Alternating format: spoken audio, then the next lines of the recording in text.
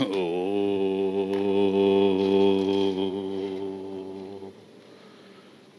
ఈశ్వరో గురురాత్మేతి మూర్తిభేద విభాగినే వ్యోమవద్వ్యాప్తదేహాయ దక్షిణామూర్తయే నమః. శృతిస్మృతిపురాణానాం ఆలయం కరుణాలయం నమామి భగవత్పాదం శంకరం లోకశంకరం. నమః శ్రీ శంకరానంద గురుపాదాంబుజన్మనే సవిలాస మహామోహ గ్రాహగ్రాసైకకర్మణే. ఓం సహనావతు సహనౌ భునక్తు సహ వీర్యం కరవావహై తేజస్వినావధీతమస్తు మా విద్విషావహై.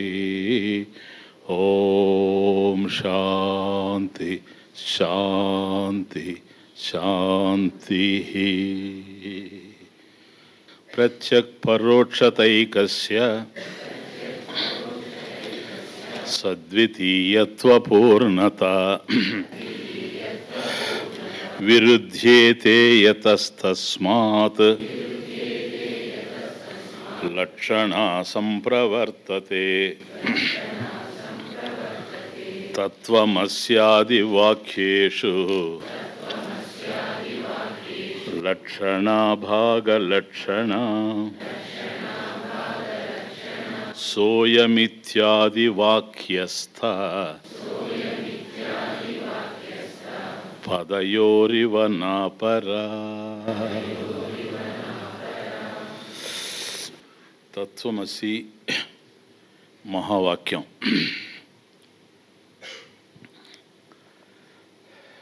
త్వమసి తత్వమసి త్వమసి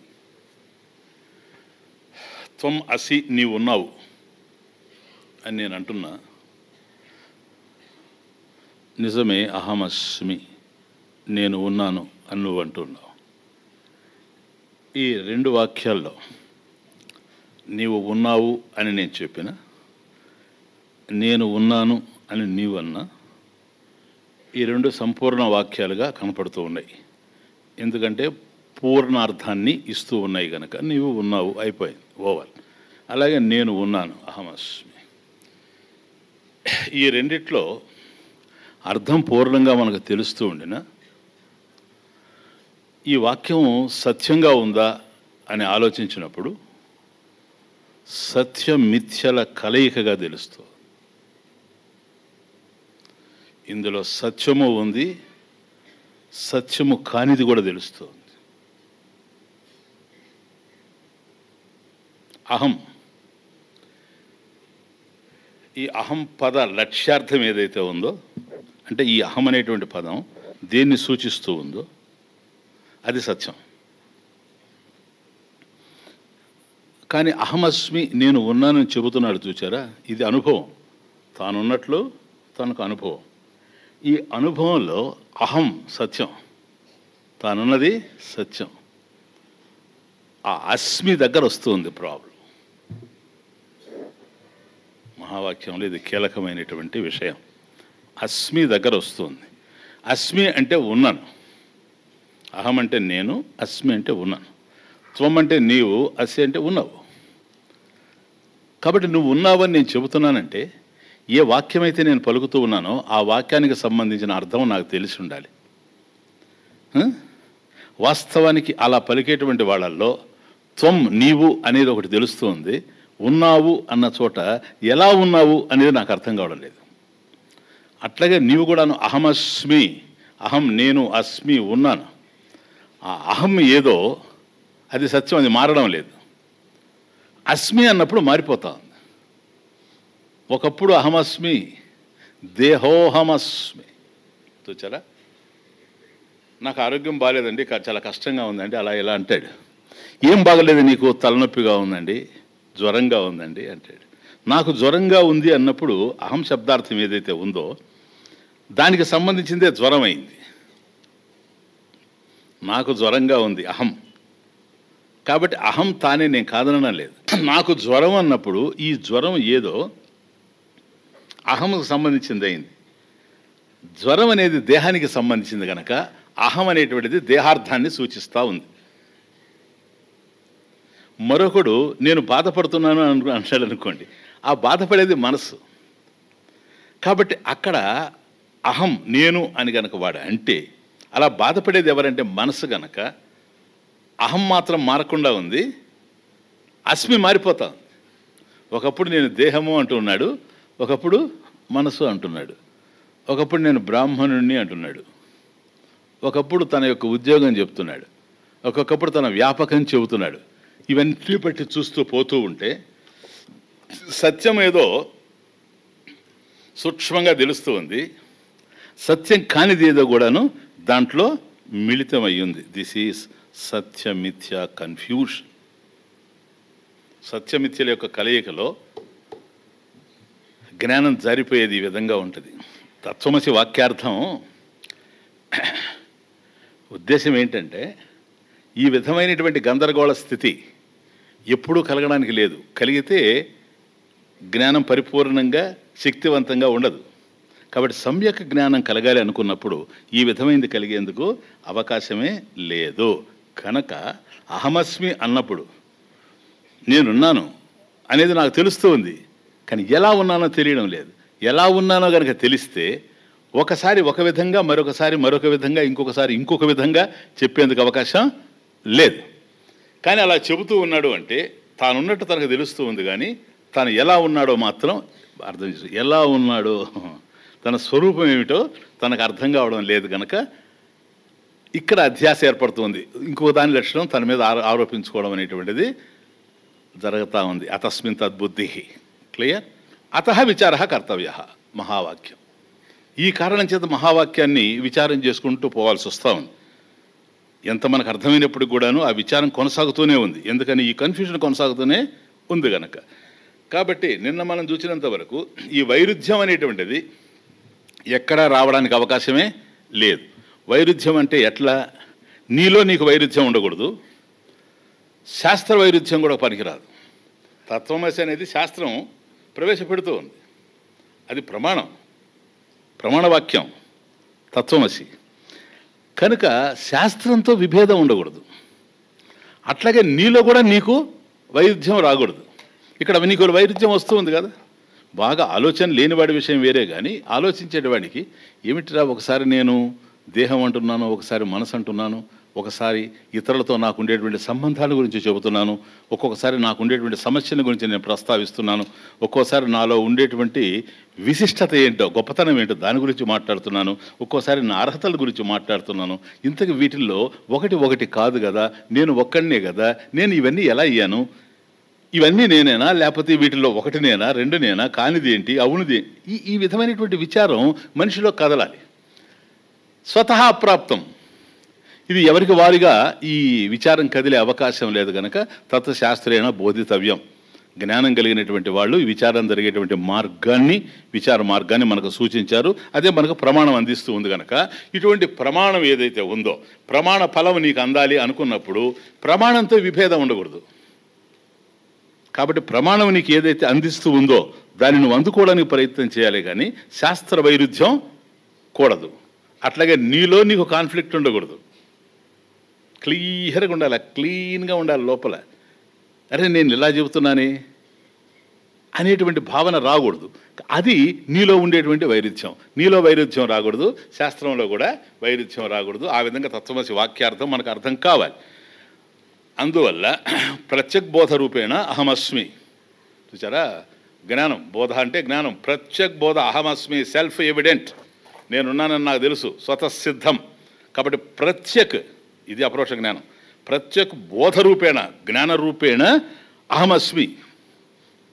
అండి నేను క్లియర్గా అర్థం చేస్తాను. అహమస్మి అన్నప్పుడు ఆ అహం ఏమిటో తానున్నట్టు తనకు తెలుస్తూ ఉంది. ఎట్లా తెలుస్తూ ఉంది? స్వతసిద్ధంగా నేనున్నాను. Very important.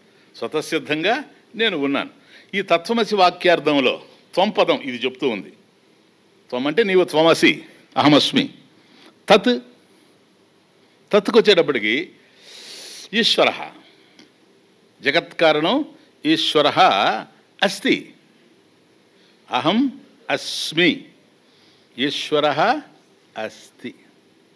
చూడండి రెండు వెర్బ్స్ ఎట్లా ఉన్నాయో. అహమస్మి, ఈశ్వర అస్తి. ఆ అస్తి ఏదో తత్ సత్యం, యదస్తి తత్ సత్యం. ఏదైతే ఉందో అది సత్యం. ఇక్కడ త్వం ఏదైతే ఉందో అది సత్యం. అస్తి దగ్గర వస్తుంది ప్రాబ్లం. అక్కడ తత్ సత్యం. కాబట్టి త్వం సత్యమైనప్పుడు తత్ సత్యమైనప్పుడు సమానాధికరణ్యం రెండు ఒకటై ఉండాలి. అంతేగాని వేరుగా ఉండడానికి అవకాశం లేదు.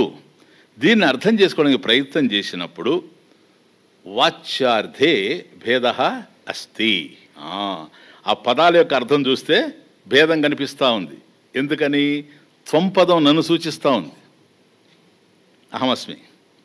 తత్పదం ఈశ్వరుణ్ణి, జగత్కారణమైనటువంటి ఈశ్వరుణ్ణి చూపిస్తూ ఉంది.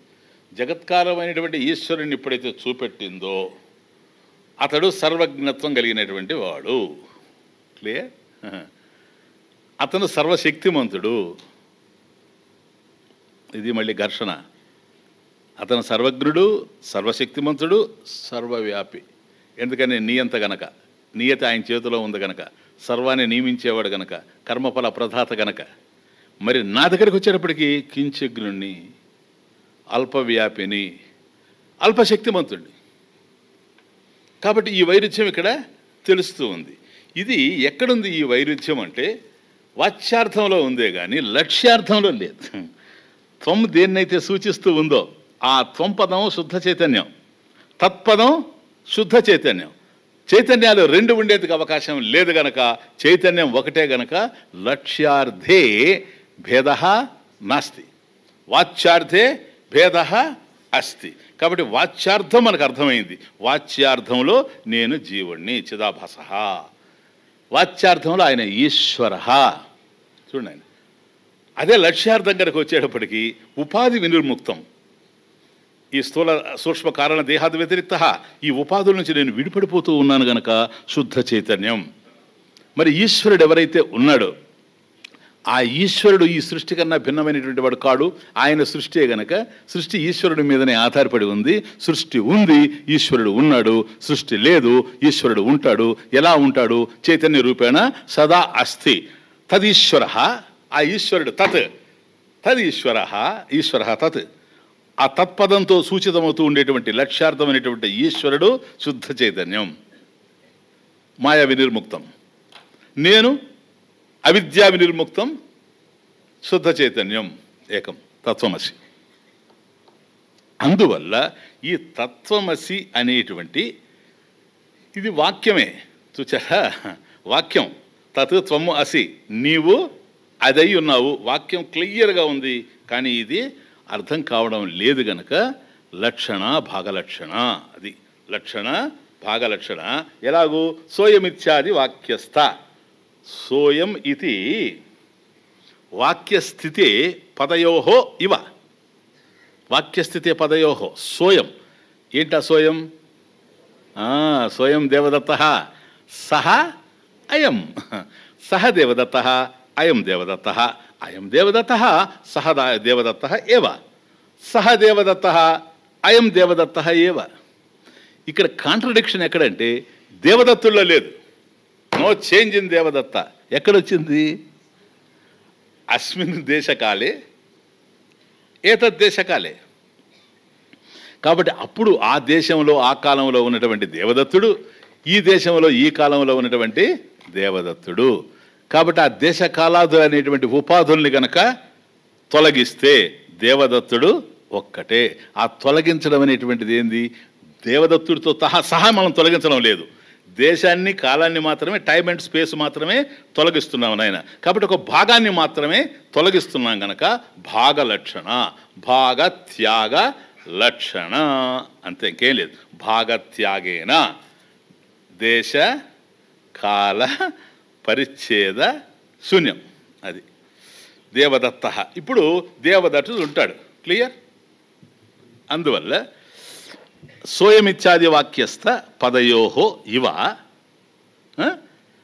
సోయం దేవదత్త ఇత్యాది వాక్యస్థ వాక్యస్థితే ఆ వాక్యంలో ఉండేటువంటి పదయోహో పదాలు ఏవైతే ఉన్నాయో ఇవ వలె ఆ పదాల వలె ఏది అయం సహ సోయం అయం సహ ఈ పదాల వలె తెలుసుకోవాల్సిందే కానీ భాగత్యాగ లక్షణాన్ని తద్వారా తత్వమసి వాక్యార్థాన్ని నా పర నా అపర నా అపర అంటే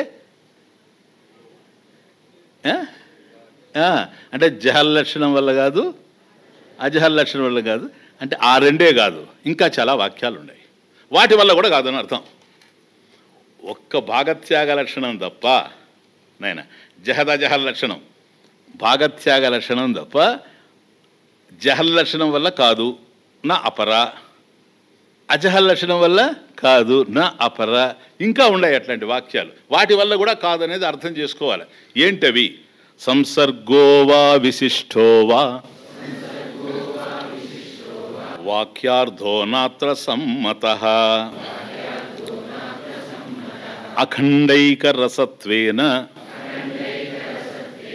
వాక్యార్థో విదుషాం మతః.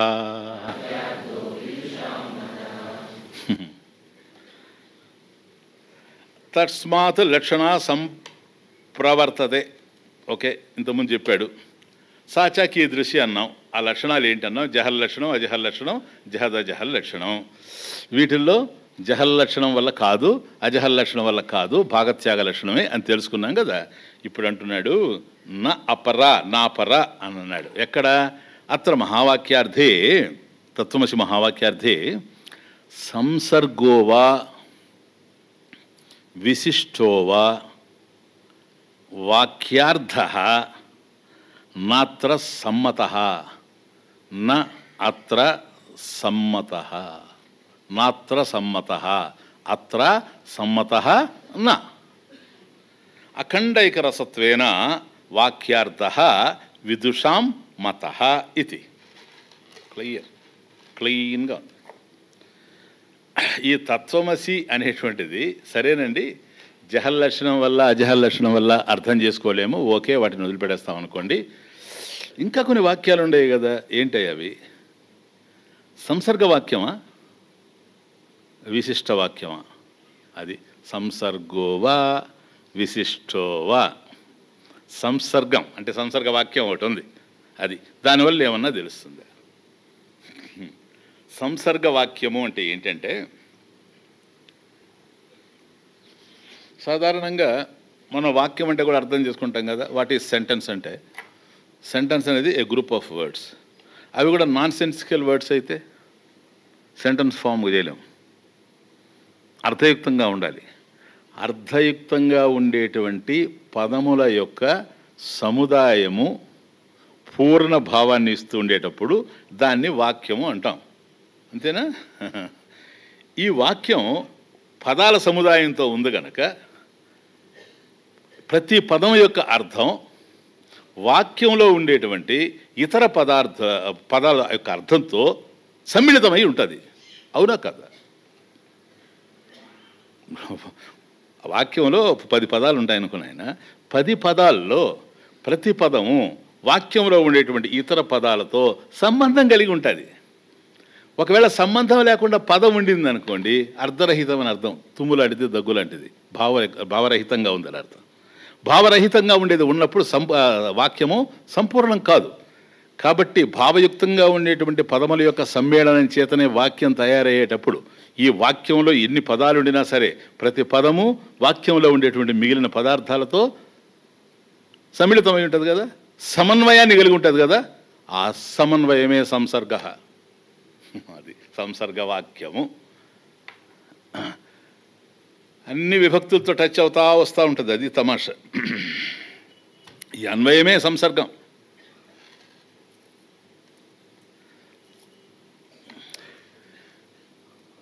ఒకవేళ ఆ వాక్యంలో ఉండేటువంటి పదాలు ఉంటాయి చూసారా, ఆ పదాల్లో ఏ ఒక్క పదం తొలగిపోయినా వాక్యార్థం చెడుతుంది. వాక్యార్థం చెడుతుంది. ఆ పదం ఉండాలి. తర్వాత సందర్భం కూడా ఉంటుంది. ఈ వాక్యం ఏ సందర్భంలో వచ్చింది అని ఉంటుంది, సంసర్గ వాక్యంలో కదా. చెప్తాలే, ఎగ్జాంపుల్ చెప్తా మీకు అర్థం అవుతుంది. అలా సందర్భం కూడా ఉండాలి. అంటే పదాల యొక్క పొందిక, పదములు అర్థవంతంగా ఉండడం, ఆ పదములలో ప్రతి పదము యొక్క అర్థం వాక్యంలో ఉండేటువంటి ఇతర పదముల యొక్క అర్థముతో సమన్వయాన్ని కలిగి ఉండడం, అది సంసర్గం. దాంట్లో ఏ ఒక్క పదం లోపించినా వాక్యం యొక్క అర్థం దెబ్బతగులుతూ ఉండడం. సరేనా? తరువాత సందర్భం కలిసి ఉండడం, ఏ సందర్భంలో అది ఉచ్చరించబడింది అనేది కూడా ఉండాలి. ఈ సందర్భం పదాల మధ్య దాని యొక్క భావాన్ని సూచిస్తూ పోవాలి.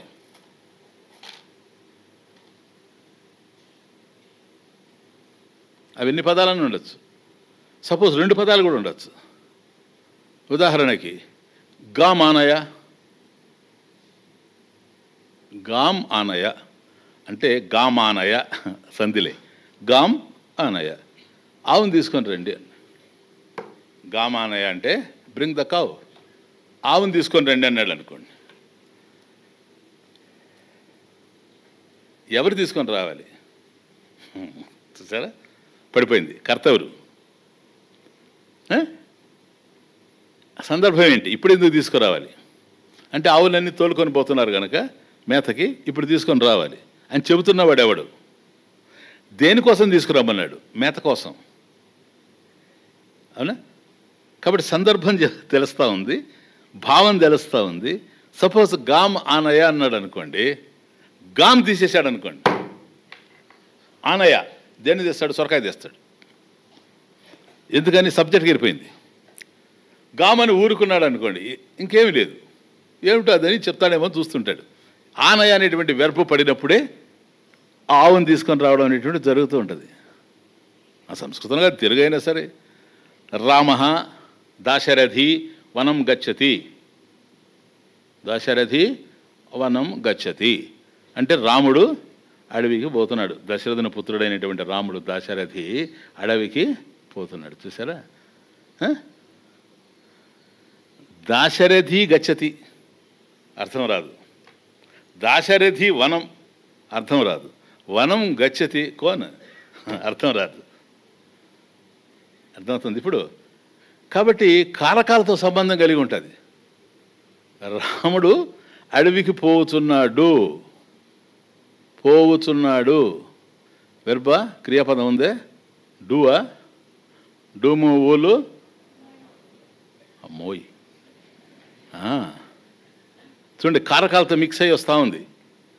రాముడు అడవికి పోతున్నాడు, అదే రామ దాశరథి వనం గచ్చతి, డూము ఊలు ప్రథమ విభక్తి. ఎవరిని తీసుకొని పోతున్నాడు కూడా? లక్ష్మణుడు పోతున్నాడా? సీతమ్మ పోతుంది. చేతం చేంతోడంతో ఎవరి కొరకు పోవాల్సి వస్తూ ఉంది? దశరథుడి కొరకే కదా. కొరకొనకాయ ఎవరు అసలు పోయేవాడు?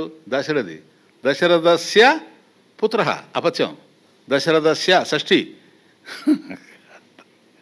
కదా. ఇంకేం కావాలి మీకు? సప్తమే లేనట్టు కనపడుతుంది. ఎట్లా పోతా ఉన్నాడు? రథే ఉపవిశన్, రథవికి కదా పోతా ఉన్నాడు సరి ఉన్నది వరకు. అవునా? తంసాతీరం వరకు రథంలో పోతాడు కదా. రథి రథమునందు, అందున్ నన్ సప్తమి. చూసారా? వాక్యం వాక్యంగా ఉండిన ప్రతి కారకంతో మిక్స్ అయిపోతూ ఉంటుంది, విభక్తి యుతంగా పోతూ ఉంటుంది. ఇప్పుడు ఇది వాక్యం మనకు ఫుల్ మీనింగ్ ఇస్తుంది. ఇది సంసర్గ వాక్యము. క్లియర్? ఇక్కడ సంసర్గ న సంగచ్చతే అత్ర. పో, ఇక్కడ ఇట్లాంటి సంసర్గ వాక్యం కుదరదు సార్. నా సంగచ్చతే అత్ర, అత్ర అస్మిన్ వాక్యార్థే మహావాక్యార్థే తత్సమసి మహావాక్యార్థే నా సంగచ్చతే. అందువల్ల సంసర్గోవా వాక్యార్థ నాత్ర సమతః అత్ర నా సమ్మతః అత్ర అస్మిన్ మహావాక్యే అస్మిన్ వాక్యార్థే తత్వమసి వాక్యార్థే. కాబట్టి ఈ తత్వమసి అనేటువంటి వాక్యం యొక్క అర్థంలో ఇది సరిపోదు. సంసర్గ వాక్యం ఏముంది చెప్పండి? తత్ త్వము అసి, తత్ అది, త్వము నీవు, అసి అయ్యున్నావు. మొత్తం కన్ఫ్యూజనే, అవునా? ఏ విభక్తి, ఏది ఇది? మళ్ళీ వాక్యం వాక్యమే. అందువల్ల వాక్యార్థే వాక్యస్య అర్థ అస్తి. వాక్యం యొక్క అర్థమేమో ఉంది, అది సంసర్గ వాక్యంగా లేదు. తత్వమసి కదా నాయన, జుడు తమట జుడు. తత్ తీసేస్తాను నేను. పదానికి అర్థం ఉందా లేదా? త్వమసి, త్వమసి నువ్వు ఉన్నావు, వాక్యం కాదు అది. అది ఆడ సంసర్గ వాక్యంలో పదం తీసేస్తే వాక్యం చెడాలి. పదం ఎప్పుడైతే దాంట్లో నుంచి తీసేస్తామో వాక్యం యొక్క పూర్ణార్థం రాదు. అది సంసర్గ వాక్యం అంటే. కానీ ఇక్కడ ఆ క్వశ్చన్ లేదు. వాక్యం వస్తుంది, అర్థం వస్తుంది. త్వమసి నీవు ఉన్నావు. చూసారా? కాబట్టి పదం అంటే మధ్యమ పదం లోపించినా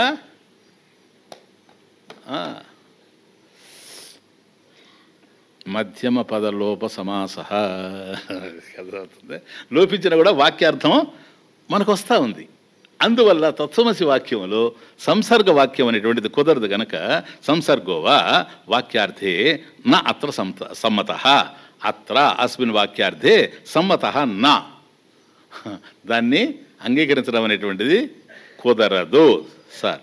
పోని విశిష్టోవా, విశిష్టోవా పోని విశిష్ట వాక్యంగా తీసుకోవచ్చా? సంసర్గ వాక్యం ఒకటి, విశిష్ట వాక్యం ఒకటి. విశిష్టం అంటే ఏమిటి స్వామీజీ? విశిష్ట వాక్యం మీకు తెలుసు, మర్చిపోవడం తప్ప.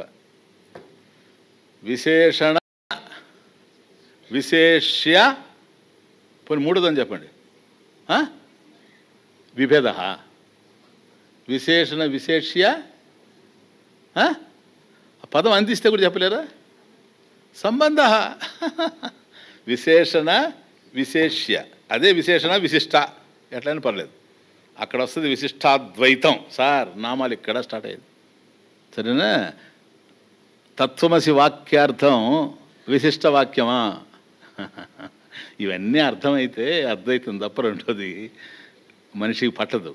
అవి ఎక్కడ అసలు అవి ఎక్కితే కదా, ఇవి ఎక్కితే కదండి, శాస్త్రం ఎక్కితే కదా మనిషికి వచ్చిన బాధ.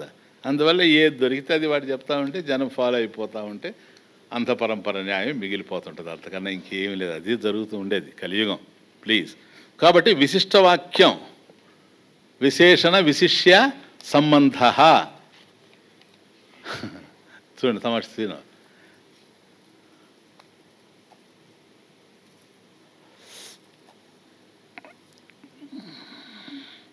ఇప్పుడు నలుగురు బ్రహ్మచారులు పోతున్నారు అనుకోండి, వాళ్ళలో కొన్ని పిలవాలా? వాడిని తీసుకొని రావాయా ఆ బ్రహ్మచారిని అనయ్య అన్నాడు అనుకోండి. ఏ బ్రహ్మచారి నలుగురు పోతూ ఉండరు. దండి బ్రహ్మచారి అంటే ఎవడు కర్రెట్టుకుని పోతూ ఉన్నాడు, ఉద్యమకారుడేమో, సరేనా? వాడిని పట్టుకోమని అర్థం. దండి బ్రహ్మచారి అంటే దండం పట్టుకొని ఉండేవాడు. ఎవడైతే కర్ర పట్టుకొని ఉన్నాడో వాడిని తీసుకోరా అని అర్థం. వాడు బ్రహ్మచారి అంతే. దండి సోమదత్త అంటే వాడు సోమదత్తుడు కర్ర పట్టుకొని పోతాడు కనుక దండి సోమదత్త. ఛత్రి సోమదత్త అంటే గొడుగు పట్టుకొని పోతాడు కనుక.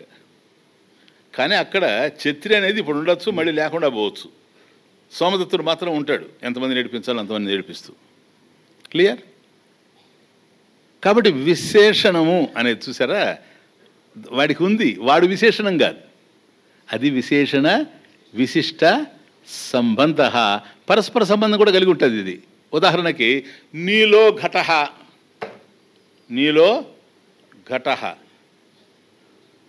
బ్లూ పాట్, నీలో ఘట కుండ, అది ఎట్లా ఉందంటే బ్లూగా ఉంది. సపోజ్ ఇది విశేషణ విశేషం విచిత్రం. ఆ నల్లదాన్ని తీసుకొని రా అన్నాడు అనుకోండి, అంటే దాని అర్థం నల్ల కుండ. కుండ పలకపోయినా కూడాను నీలమానయ అన్నాడు అనుకోండి, ఆ బ్లూని తీసుకొని రా, బ్రింగ్ ద బ్లూ. బ్లూ ఎట్లా తెస్తాడు? బ్లూ అంటే బ్లూ పాట్. కాబట్టి ఆ బ్లూ అనేది పాట్ అనే దానికి, కుండకి నీలి వర్ణము విశేషణం, అడ్జెక్టివ్.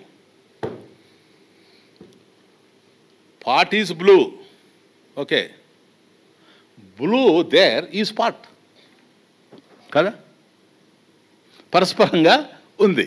ఇది విశేషణ విశేష్య సంబంధ. మరి తత్వమసిలో సార్ త్వంపద అర్థం ఏంటి? నీవు కదా, ఈశ్వరుడు అవుతుంది. ఈశ్వరుడు జగత్కారణం. తమాష చూడండి ఇట్లా విభేదం. ఈశ్వరుడు జగత్కారణం, ఆయన ఈ సృష్టిని తయారు చేశాడు. ఆయన సృష్టిని తయారు చేసిన తర్వాత నువ్వు ఉండవు. సృష్టికి ముందు నువ్వు లేవు. సృష్టి ప్రాక్ నువ్వు లేవు. అసలు ఈశ్వరుడు కూడా లేడు, బ్రహ్మమే ఉన్నది, చైతన్యం. తర్వాత ఈశ్వరుడు వచ్చాడు. ఈశ్వరుడు సృష్టి చేస్తే నువ్వు వచ్చావు. నువ్వే ఈశ్వరుడు అని చెప్పినప్పుడు చూడండి, నువ్వు ఆయనకి ఎట్లా విశేషణం అవుతావు? ఆయన సర్వజ్ఞుడు, నువ్వు కించిజ్ఞుడివి. కించిజ్ఞుడివి సర్వజ్ఞుడికి విశేషణం అవుతావా? లేదు, నువ్వు కించిజ్ఞుడివి, అల్పవ్యాపివి. అల్పవ్యాపికి సర్వవ్యాపి విశేషణమా, అడ్జెక్టివా? చెప్పు. కాబట్టి విశేషణ విశేష్య సంబంధ నాస్తి, నాస్తి. కాబట్టి సంసర్గవాక్యము కాదు అది తత్వమసి. విశిష్ట వాక్యం కూడా కాదు సార్. సంసర్గవాక్యం కాదనడంలోనే ద్వైతం లేదు, చెప్పగానే చెప్పడం. అది విశిష్ట వాక్యం కుదరదంటే విశిష్టాద్వైతం లేదు, శుభ్రం, ఇంకేం లేదు. ఇప్పుడు విశేషణం ఎట్లా పడుతుందంటే చూడండి, నీలం మహత్ సుగంధ్యుత్పలం. This is the sentence. నీలం మహత్ సుగంధ్యుత్పలం. నీలం ఒక పదం, మహత్ ఓ పదం, సుగంధ ఒక పదం, ఉత్పలం ఓ పదం. ఉత్పలం అంటే కలువ, కలువ పువ్వుల కలువ. నీలం అంటే నీలి రంగు, తెలుసు మీకు, నల్లగా ఉండేది. మహత్ సుగంధ, మహత్ అంటే గొప్పదని అర్థం, సుగంధ అంటే పరిమళం అని అర్థం, మంచి పరిమళం గల. మహత్ సుగంధ నీల ఉత్పలం, మంచి పరిమళము కలిగినటువంటి నల్ల కలువ. క్లియర్? మహత్ సుగంధ్యుత్పలం, నీలం మహత్ సుగంధ్యుత్పలం అంటే మంచి పరిమళం కలిగినటువంటి, సువాసన కలిగినటువంటి నల్ల కలువ ఉంది కదా. ఎందుకు ఇన్ని ఇదంతా అడ్జెక్టివ్సే కదా. నీలోత్పలం నో, ఉత్పలమే అసలు. యాక్చువల్గా చెప్పాలంటే ఉత్పలం, అది కలువ, దట్స్ ఆల్. అది కలువ పువ్వు. నీలోత్పలం అని నువ్వు ఎందుకు అన్నావు? శ్వేతోత్పలం ఒకటి ఉంటే చూడు, తమాషా చూడు, ఇంకొక రంగులో ఒకటి ఉండింది అనుకోండి. ఒక కలువ పసుపుగా ఉండింది, ఒక కలువ తెల్లగా ఉండింది. శ్వేతోత్పలం, శ్వేతవర్ణంతో ఒక కలువ ఉన్నది. అప్పుడు నువ్వు అడుగుతావు, అయ్యా అదిగో నీలోత్పలమానయా, ఆ నల్ల కలువను తీసుకొనిరా అని అంటే, అక్కడ చాలా పూలు పోసి ఉండరు, అక్కడ శ్వేత ఉత్పలం కూడా ఉంది కనుక, శ్వేతోత్పలం ఉంది కనుక నాకు అది అవసరం లేదు, ఇది కావాలి అని నువ్వు సూచించడం. అర్థమవుతుంది? అందువల్ల అసలు కలువ పువ్వే కదా అది. నీలం అనేటువంటిది రంగు, రంగు అనేటువంటి దాని యొక్క విశేషణము. విశేషణాన్ని ఎందుకు ఉపయోగించాల్సి వస్తుందంటే, అటువంటి కలువలే చాలా ఉన్నాయి కనుక దానిలో దీనిని వేరు చేయడానికి నీలం అనేటువంటి శబ్దాన్ని వాడాల్సి వస్తూ ఉంది. అది విశేషణం ఎక్కడ వాడినా అదే. నేను బాగా అర్థం చేసుకోండి, విశేషణం ఎక్కడ వాడినా ఇదే. అయితే నీలోత్పలాలు కూడా చాలా ఉన్నాయి, నల్ల కలువలు కూడా. వాటిలో హైబ్రిడ్ కూడా ఉంది. హైబ్రిడ్ అంటే ఏంది? వాసన లేని పువ్వు, బుధవర్గము లేని పురంబు. కాబట్టి అక్కడ కేవలం నల్ల కలువలే కాకుండా నల్ల కలువల్లో కూడాను సుగంధం అంటే పరిమళం కలిగినవి, పరిమళం లేనివి, సుగంధ భరితంగా కొన్ని ఉన్నాయి, గంధరహితంగా కొన్ని ఉన్నాయి. అందువల్ల సుగంధ శబ్దం వాడాల్సి వస్తుంది. అయ్యా మంచి వాసన కలిగిన పువ్వులు ఉన్నాయా, ఇంకా ఉంది దాంట్లో తమాషా. కొన్ని తక్కువ వాసనలో ఉంటాయి, కొన్ని బా ఉండలే. లడ్డు తీపి ఎక్కువగా ఉండేది, తీపి తక్కువగా ఉండేది ఉంటుల్లా. రెండు తీయగానే ఉంటాయి, కానీ తీపి ఎక్కువగా ఉంటుంది కొన్ని అట్లా. కాబట్టి తీపిదే లడ్డు తీయగానే ఉంటుంది, కాకపోతే ఒకటి ఎక్కువ ఉంటుంది, తక్కువ ఉంటుంది కదా. అందువల్ల ఇది మహత్ సుగంధ, మంచి పరిమళం, మంచి ఫలం గుబాళిస్తూ ఉందన్నమాట. అటువంటి నల్ల కలువను తీసుకొని రమ్మడం. చూడు ఎన్ని వాడాల్సి వచ్చిందో. నీలం అడ్జెక్టివ్, నీలోత్పలం నీలం అడ్జెక్టివ్, మహత్ అడ్జెక్టివ్, సుగంధ అడ్జెక్టివ్. ఎందుకు నాయన ఇవన్నీ? ఎందుకంటే దానికి లాంటియే ఇంకా కొన్ని ఉండడం వల్ల విశిష్టం, విశేష్య సంబంధం, విశేషణ విశిష్ట సంబంధం. క్లియర్? ఇప్పుడు ఈశ్వరుడు లాంటి వాడు ఇంకొక ఈశ్వరుడు ఉంటే, మళ్ళా బ్రహ్మం లాంటి బ్రహ్మ ఇంకొకడు ఉంటే, బ్రహ్మ అప్పుడు విశేషణ విశేష లేడు సార్. ఏకమేవా అద్వితీయం బ్రహ్మ. ఈ సత్యాన్ని నిర్ధారణ చేస్తూ ఉంది తత్వమసి వాక్యార్థం. తత్వమసి, నీవే ఈశ్వరుడు అని అనడంలో అర్థం ఏంటి?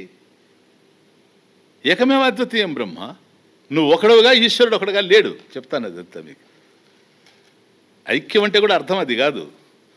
ఇది వేరుగా ఉండి అది వేరుగా ఉండి ఇది పోయి అందులో పాలలో పంచదార కలిసి కలవడం కాదు. ఉండేది ఇదన్నా ఉండాలా అదన్నా ఉండాలి, అది ఇది ఉండడానికి లేదు. ఏకస్య భావః. అండర్స్టాండ్? అదన్నమాట. ఇవన్నీ కూడా సూక్ష్మంగా మనం అర్థం చేసుకోవాలి. కాబట్టి ఇద్దరు గనక ఉంటే, వాడు దండి సోమదత్త అని ఎందుకు అనాల్సింది? ఇద్దరు సోమదత్తులు పోతున్నారండి, అందులో వాడు కర్ర పట్టుకునేవాడు కావాలి నాకు, అందుకని వాడిని పిలిచాను. క్లియర్? ఇద్దరు ఈశ్వరుడు కనుక ఉంటే అప్పుడు విశిష్ట విశేష్య సంబంధం ఉంటుంది. విశేషణ విశేష్య, విశేషణ విశిష్ట. కాబట్టి సంసర్గోవా అత్ర న సమ్మతః, విశిష్టోవా అత్ర న సమ్మతః. అత్ర అంటే ఎక్కడ? వాక్యార్థే. ఏ వాక్యార్థే? మహావాక్యార్థే అని ఏదైనా కావచ్చు. తత్వమసే కాదు, ఆ బ్రహ్మాస్మి కావచ్చు, అయమాత్మ బ్రహ్మ కావచ్చు, ఏదైనా కావచ్చు. మహావాక్యంలో మాత్రం సంసర్గ వాక్యం కుదరదు, విశిష్ట వాక్యం కుదరదు. క్లియర్? జహల్లక్షణం అసలు కుదరదు, అజహల్లక్షణం అసలు కుదరదు. కాబట్టి జహదజహ లక్షణం భాగత్యాగ లక్షణం వల్లనే తెలుసుకోవాలి, కానీ మరొక ఇది లేదు. అయితే ఇవి కూడా సమ్మతం కాదంటే ఏది సమ్మతం అండి? ఎవరికి సమ్మతం? కూడా చూడండి తమాషా. మళ్ళీ అత్ర నా సమ్మత అన్నారు అనుకోండి. సమ్మతం కాదు అంటే ఎవరికి సమ్మతం కాదో తెలుసా? విషయం తెలిసిన వాళ్ళకి, జ్ఞానినాం. అంతేగాని అజ్ఞానులకు సమ్మతమే కదా, లేకపోతే ఆ విశిష్టం ఎట్లా కంటిన్యూ అవుతుంది? జ్ఞానం లేని వాడి దగ్గర విశిష్టం కంటిన్యూ అవుతుంది కదా, ద్వైతం కంటిన్యూ అవుతుంది కదా సార్. ఇంత వచ్చిన శంకరులు వచ్చిన తర్వాత కూడా, శంకర భాష్యాలు ఉత్పన్నమైన తర్వాత కూడా ఇంకా ద్వైతాలు, విశిష్టాద్వైతాలు ఇవన్నీ కంటిన్యూ అవుతూ ఉన్నాయంటే ఏం చెప్పాలి చెప్పండి? అసలు ఇది రాయాల్సిన అవసరం ఏమొచ్చింది విద్యారణ్యకి? ఎక్కడైనా విద్యారణ్య ఆయనతో డిఫర్ అవుతున్నాడా? మరీ అవసరమైనప్పుడు ఆయన శ్లోకాలే తెచ్చి పెడుతున్నాడు కదా ఇక్కడ. అదే కదా ఇప్పుడు మనం చూస్తున్న వాక్యవృత్తి, 8 శ్లోకాలు.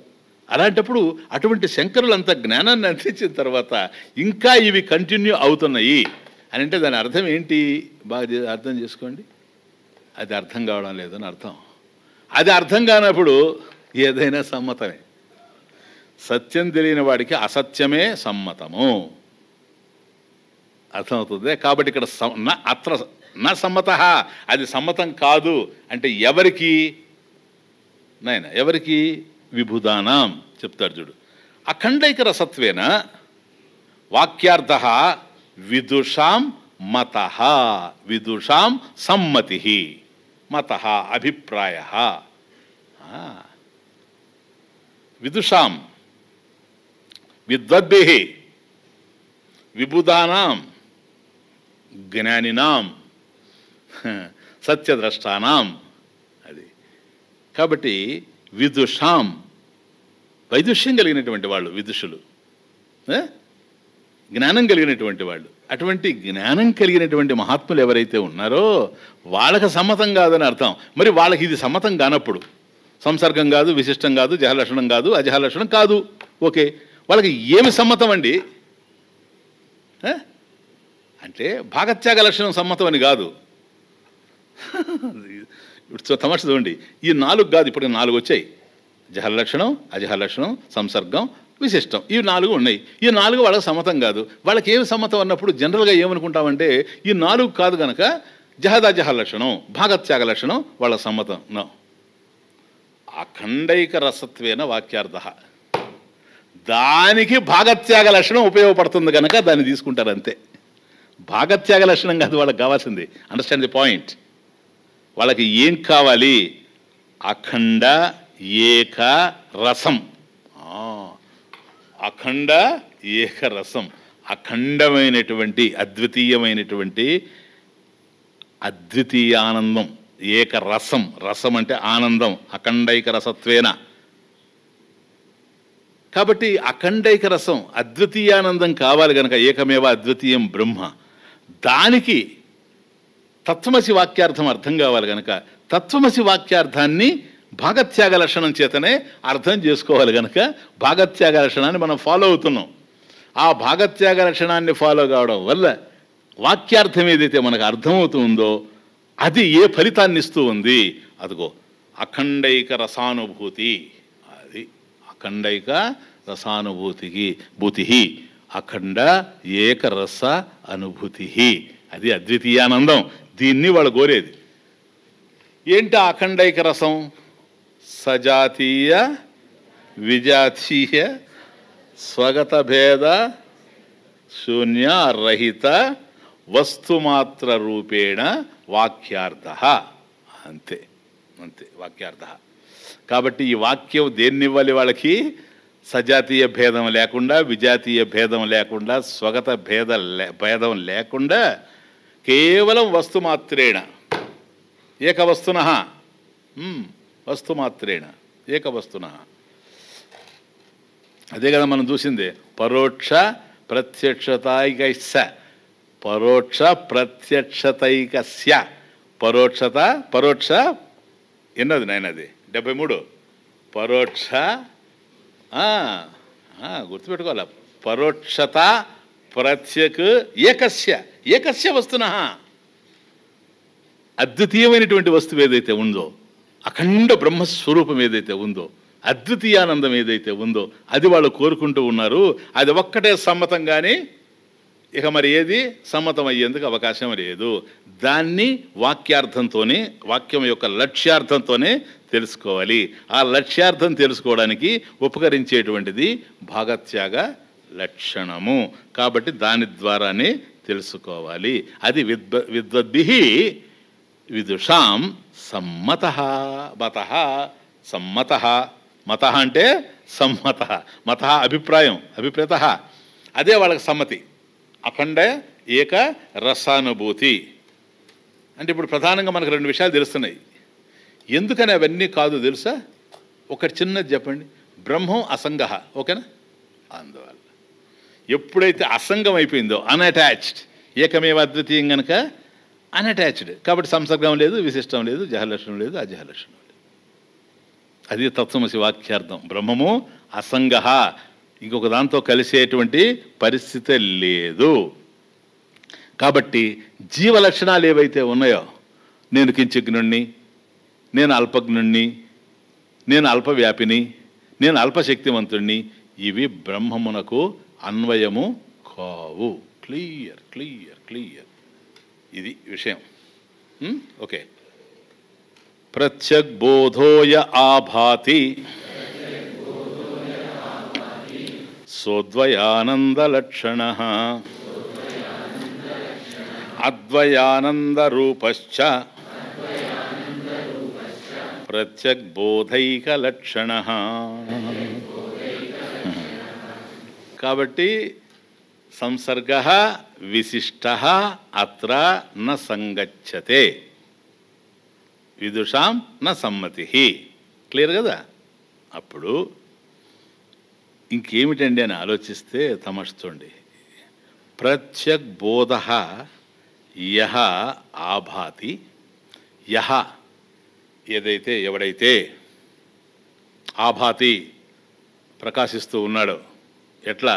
ప్రత్యక్ బోధ అంటే ప్రత్యక్ బోధ రూపేణ, ప్రత్యక్ బోధ రూపేణ స్వరూప బోధేన, ప్రత్యక్ బోధ రూపేణ స్వరూప బోధేన. క్లియర్. స్వరూపం, తన స్వరూపం ప్రత్యక్ బోధ. ప్రత్యక్ అంటే నాయన ప్రత్యక్షం కదా. బోధ అంటే జ్ఞానం, ప్రత్యక్ష జ్ఞానం.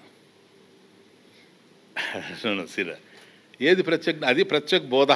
ప్రత్యక్ పదాల్లోనే ఉంది నాయన, జాగ్రత్తగా చూడాలి సంస్కృతాన్ని. ప్రత్యక్ ప్రత్యక్షం, బోధ జ్ఞానం, ప్రతిపత్తి. ప్రత్యక్ బోధ ప్రత్యక్ష జ్ఞానం అంటే అదే అపరోక్ష జ్ఞానం.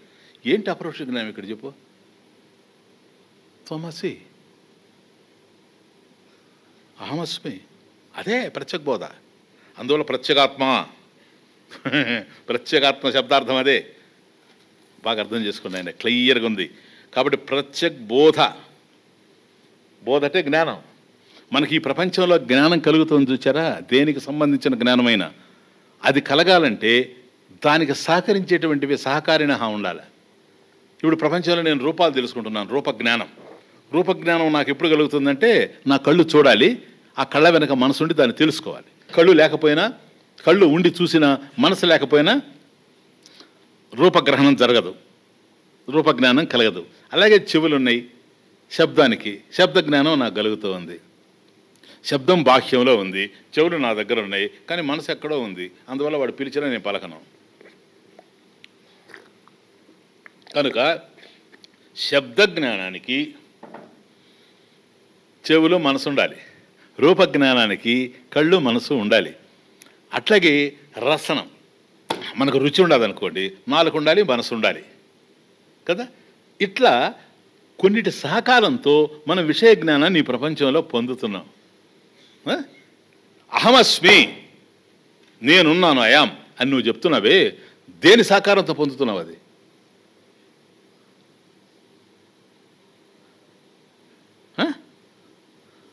స్వతసిద్ధం, అది పరతః, ఇది స్వతః. అది అవి ఉంటేనే తెలుస్తాయి. సపోజ్ కళ్ళు లేవు, రూపాలు కనపడవు. కానీ ఇది అట్లా కాదు, స్వప్రకాశ. దీని జ్ఞానం ఎట్లుందో తెలుసా? నేను ఉన్నాను అని నాకు తెలుసు. దీన్ని ఇలా నేను ఉన్నానని తెలుసుకోవడానికి మరొక పరికరం నాకు అవసరం లేదు. చెవి అవసరం లేదు, ముక్కు అవసరం లేదు, బుద్ధి అవసరం లేదు, ఏం అవసరం లేదు. అసలు బుద్ధి ఉందని తెలుసుకునేది కూడా నేనే. Understand the point. కాబట్టి నువ్వు ప్రత్యక్ బోధ, యహ ఎవడైతే ప్రత్యక్ బోధ ఆభాతి అంటే ప్రత్యక్ బోధ రూపేణ ఆభాతి, స్వరూపబోధేన ఆభాతి ఇది సహ, యహ సహ, యహ ఎవడైతే ప్రత్యక్ బోధ ఆభాతి ప్రకాశిస్తూ ఉన్నాడో సహ అద్వయానంద లక్షణ. సహ అద్వయ ఆనంద లక్షణ. వాడి లక్షణం ఏంటో తెలుసా? లక్షణం నాయన, విశేషణం కాదు. లక్షణంలో తెలుసు కదా ఇప్పుడు మీకు.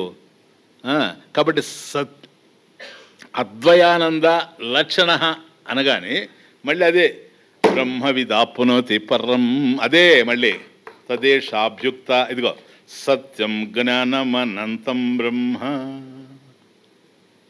నెక్స్ట్ కనెక్షన్ ఉంది, అందుకని చెప్తున్నా. సత్యం జ్ఞానం అనంతం బ్రహ్మ, అదే అద్వయానంద లక్షణ. సత్యం జ్ఞానం అనంతం అనేది బ్రహ్మ లక్షణం కదా. లక్షణమా విశేషణమా? లక్షణం. ఆ లక్షణం మరి ఇంకో దాంట్లో ఉండకూడదు, అప్పుడే అది లక్షణం అవుతుంది. కనుక సత్యము జ్ఞానము అనంతం అనేటువంటిది బ్రహ్మంలో తప్ప ఇంకెక్కడ ఉండేందుకు అవకాశం లేదు. కనుక అది బ్రహ్మ లక్షణం, సత్య జ్ఞానానంద స్వరూపం, అదే అద్వయానంద లక్షణ. కాబట్టి ప్రత్యక్ బోధ, చూడు తమాషా చూడు, అంటే బుద్ధి సాక్షిణ. నీ బుద్ధిలో జరిగే విషయం కూడా నువ్వు తెలుసుకుంటున్నావు.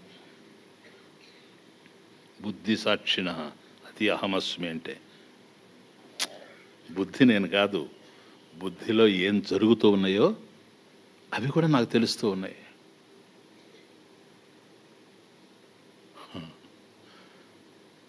బుద్ధి లేకపోతే చాలామంది చెప్తారు కదా, బుద్ధి లేనివాడిని అండి నేను అంటే, వాడికి బుద్ధి లేదని వాడికే తెలిసిపోతుంది. దేర్ఫోర్ ప్రత్యక్ బోధ ఆభాతి సహా అద్వయానంద లక్షణ. కాబట్టి నీవు ఉన్నావని నీకే తెలుసు. ఎందుకని? నువ్వు ప్రత్యేగాత్మ, ప్రత్యక్ బోధ స్వరూపం. అవునా? నెక్స్ట్ చూస్తామా, అద్వయానంద రూపశ్చ ప్రత్యక్ బోధైక లక్షణ. బ్రహ్మ ఎవరు? ఆయన లక్షణం ఏంటి? అదే కదా ఇది అద్వయానంద లక్షణ అన్నది. నేను సేమ్ రిపీట్ చేస్తాను చూడండి. అద్వయానంద రూప, అద్వయానంద లక్షణ. అంటే అద్వయానంద లక్షణ, లక్షణ రూపేణ. ఆ లక్షణ రూపంలో ఎవడైతే తెలుస్తూ ఉండాడో, ఎవరు? బ్రహ్మ, ఈశ్వర. అద్వయానంద రూప ప్రత్యక్ బోధ ఏకలక్షణ. వీడు ఎవడైతే బుద్ధి సాక్షిగా ఉండాడో నాయన, యో వేద నిహితం గుహాయాం పరమే వ్యోమన్ సోష్ణుతే సర్వాన్ కామాన్ సహ. తమాష, ఎవడైతే బుద్ధిలో ఉండి బుద్ధిని కూడా తెలుసుకుంటూ ఉండాడో వాడు ప్రత్యేగాత్మ కదా. వీడు అద్వయానంద లక్షణ. సత్యం జ్ఞానం అనంతం బ్రహ్మ. బ్రహ్మమెవరు? తదేషాభ్యుక్త సత్యం జ్ఞానమనంతం బ్రహ్మ. ఆయన కూడా అదే కదా. ఈయన లక్షణం ఆయన లక్షణం ఒకటే అయినప్పుడు ఈయన వేరే ఆయన వేరే ఎట్లవుతారు? అందువల్ల ఇదే అది, అదే ఇది, ఏది ఏదో. ఇప్పుడు అర్థమైంది. ఇది ఆయనే ఈయన, ఈయనే ఆయన. తత్ త్వమేవ, త్వమేవ తత్, తత్వమేవ త్వమేవ తత్. క్లియర్? అది ఆడ. అందువల్ల ప్రత్యక్ బోధ ఏదో అది అద్వయానంద లక్షణ, పరబ్రహ్మ స్వరూపం ఏదో అది అద్వయానంద రూప. రెండు ఒకటే సార్. తత్వమేవ త్వమేవ తత్. క్లియర్? Any doubt? ఉందిలే. No, we see it in a different direction, from different standpoint, different angle.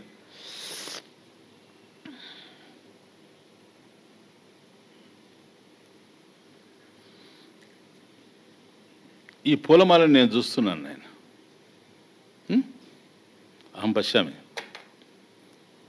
పూలమాల నేను. ఇందులో విషయం ఎవరు? విషయీ ఎవరు? పూలమాల విషయము, నేను విషయ. అండర్స్టాండ్? అంటే నేను సబ్జెక్టు, ఇది ఆబ్జెక్ట్. క్లియరా? విషయం ఏదైతే నా చేత చూడబడుతూ ఉందో అది ఏదైనా జడమే కదా. ఎందుకో తెలుసా? ప్రత్యక్ బోధ. చైతన్యం కన్నా అన్యంగా ఏది తెలిసినా అది జడమే. అందుకని కదా జగన్మిథ్య. జగత్తు నా చేత చూడబడతా ఉంది. కాబట్టి చైతన్యం ఒకటే కానీ రెండు కాదు కదా. కాబట్టి నేను విషయీ, ఇది విషయము. నేను చైతన్యము, విషయీ సబ్జెక్ట్. సబ్జెక్ట్ ఏదో అది చైతన్యం, ఆబ్జెక్ట్ ఏదో అది జడం. బ్రహ్మ దర్శనం నాకైతే చెప్పండి సబ్జెక్ట్ ఎవరో ఆబ్జెక్ట్ ఎవరో.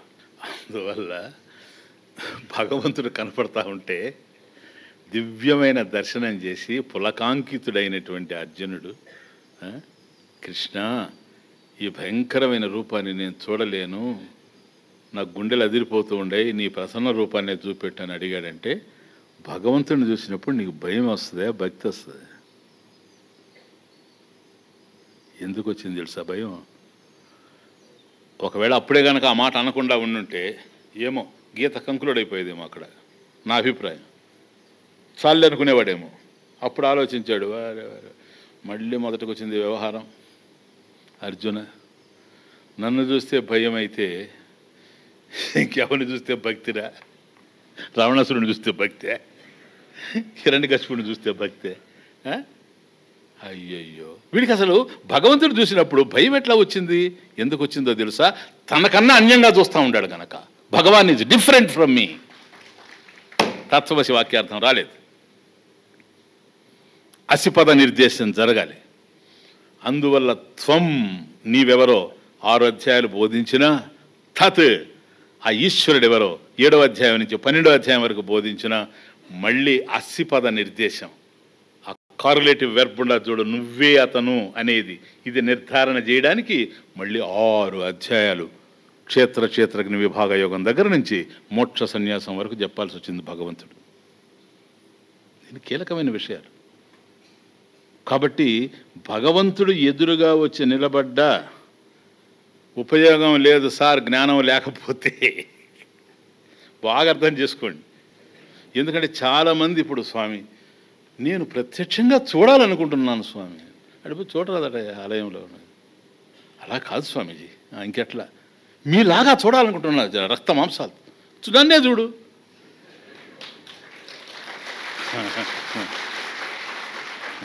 అది కాదు నాయన, నన్నే చూడు, పోని రక్త మాంసాలతో ఉండాలండి. లేదు స్వామి, భగవంతుడు మీ రూపంలో ఆయన ఒక పాట పాడాలి మళ్ళీ. సరే, మరి రక్త మాంసాలతో నువ్వు చూస్తే, రక్త మాంసాలతో నిండినటువంటి నా దేహాన్ని ఒకరోజు నువ్వు శ్మశానానికి మోసుకొని పోవా? Speak the truth. మోసుకొని పోవా నన్ను? భగవంతుని కూడా మోసుకొని పోతావా? చెప్పువా. అట్లా నశించేవాడు భగవంతుడు అవుతాడా? చెప్పు. అక్షయం, అనిర్దేశం, అవ్యక్తం, సర్వత్రగం, అచింత్యం, కూటస్థం, అచలం, ధ్రువం, ఇవి కదా. కాబట్టి మనకి ఏం కావాలో తెలియడం లేదు. నేను అనుకునే భగవంతుడు నాకు కావాలనుకుంటున్నావే కానీ భగవంతుడు ఎవరో నువ్వు అర్థం చేసుకోవడం లేదు. మెయిన్ డిఫరెన్స్ బిట్వీన్ శృతి మందిరం అండ్ అదర్స్. మెయిన్ డిఫరెన్స్ ఇది. భగవంతుడు ఏంటో ఉన్నట్లుగా ప్రామాణికంగా మీకు అందించేది శృతి మందిరం. ఏదో కోరుకునేటట్టుగా భగవంతుడు ఉండాలంటే ఎంతమంది కోరుకునేటట్టు ఎన్ని రకాలుగా ఉండాలి? అన్ని రకాలుగా ఉండేవాడు భగవంతుడు ఎట్లా అవుతాడు? చాలా ఇంపార్టెంట్ ఆయన, బాగా అర్థం చేసుకోండి. అందువల్ల నాకు దర్శనం కలగడం మంచిదే, నేను కాదనడం లేదు, అది వేరు. కానీ భక్తి వరకు పర్వాలేదు. విషయానికి వచ్చేటప్పటికి నీకు భగవంతుడి విషయం అయితే he's the object of your perception, please understand. అది తత్వశి వాక్యార్థాన్ని దెబ్బ కొట్టేస్తుంది. కాబట్టి భగవంతుడు జడమయ్యేందుకు అవకాశం లేదు. ఇప్పుడు ఇంకొకటి తమాషా స్వామీజీ, సరే మనం విషయం అయితే ఆయన విషయ అయితే ఆయన జడం, పోనీ ఆయన విషయం అయ్యి నేను విషయ అవుతాను. ఆయన విషయ, నేను విషయం. ఇటు చూడండి రివర్స్. అంటే ఇంత తర్కం చేసేవాళ్ళు ఉండారని నేను అనుకోవడంలే. ఒకవేళ చేస్తే అప్పుడేం జరుగుతుంది? అప్పుడు కూడా ఉపయోగం లేదు. ఇది అద్వైతంలో కీలకమైన విషయం, ఉపనిషత్తుల్లో కేంద్ర విషయం. ఇక్కడ భగవంతుడు కనుక విషయం అయ్యాడా, నువ్వు కనుక విషయీ అయ్యావా, ఆయన జడమైపోతాడు. ఒకవేళ ఆయన విషయమై నువ్వు విషయ అయ్యావనుకో, నువ్వు ఎట్టపోయినా ఎవడికి అవసరం లేదు. ఆయన విషయం ఏంటని ఆలోచిస్తే ఆయన సంసారి అవుతాడు. ఆయన సంసారి అవుతాడు. సరే విషయీ అయితే విషయీ ఎవరు? విషయాన్ని తెలుసుకునేవాడు. విషయం ఏంటి? క్షేత్రం. తెలుసుకునేవాడు ఎవరు? క్షేత్రజ్ఞుడు. మహాభూతాన్యహంకార బుద్ధిరవ్యక్తమేవ చ ఇంద్రియాణి దశైకం చ పంచచేంద్రియ గోచరాః ఇచ్ఛాద్వేషః సుఖం దుఃఖం సంఘాతశ్చేతనాధృతిః ఏతత్ క్షేత్రం సమాసేన సవికారముదాహృతం. గీత క్షేత్రజ్ఞ విభాగం ఇదంతా కలిపి క్షేత్రం సార్. మహాభూతాని ఏది? సృష్టి, పంచభూతాలు. తతః ఆకాశః సంభూతః, ఆకాశాద్ వాయు, వాయోరగ్ని, అగ్నిరాపః. అక్కడి నుంచి పంచభూతాలు వచ్చాయి కదా. అహంకారం వచ్చింది. అవ్యక్తం వచ్చిందే. ఇవన్నీ కూడా మనం చూసుకుంటూ వచ్చాం కదా.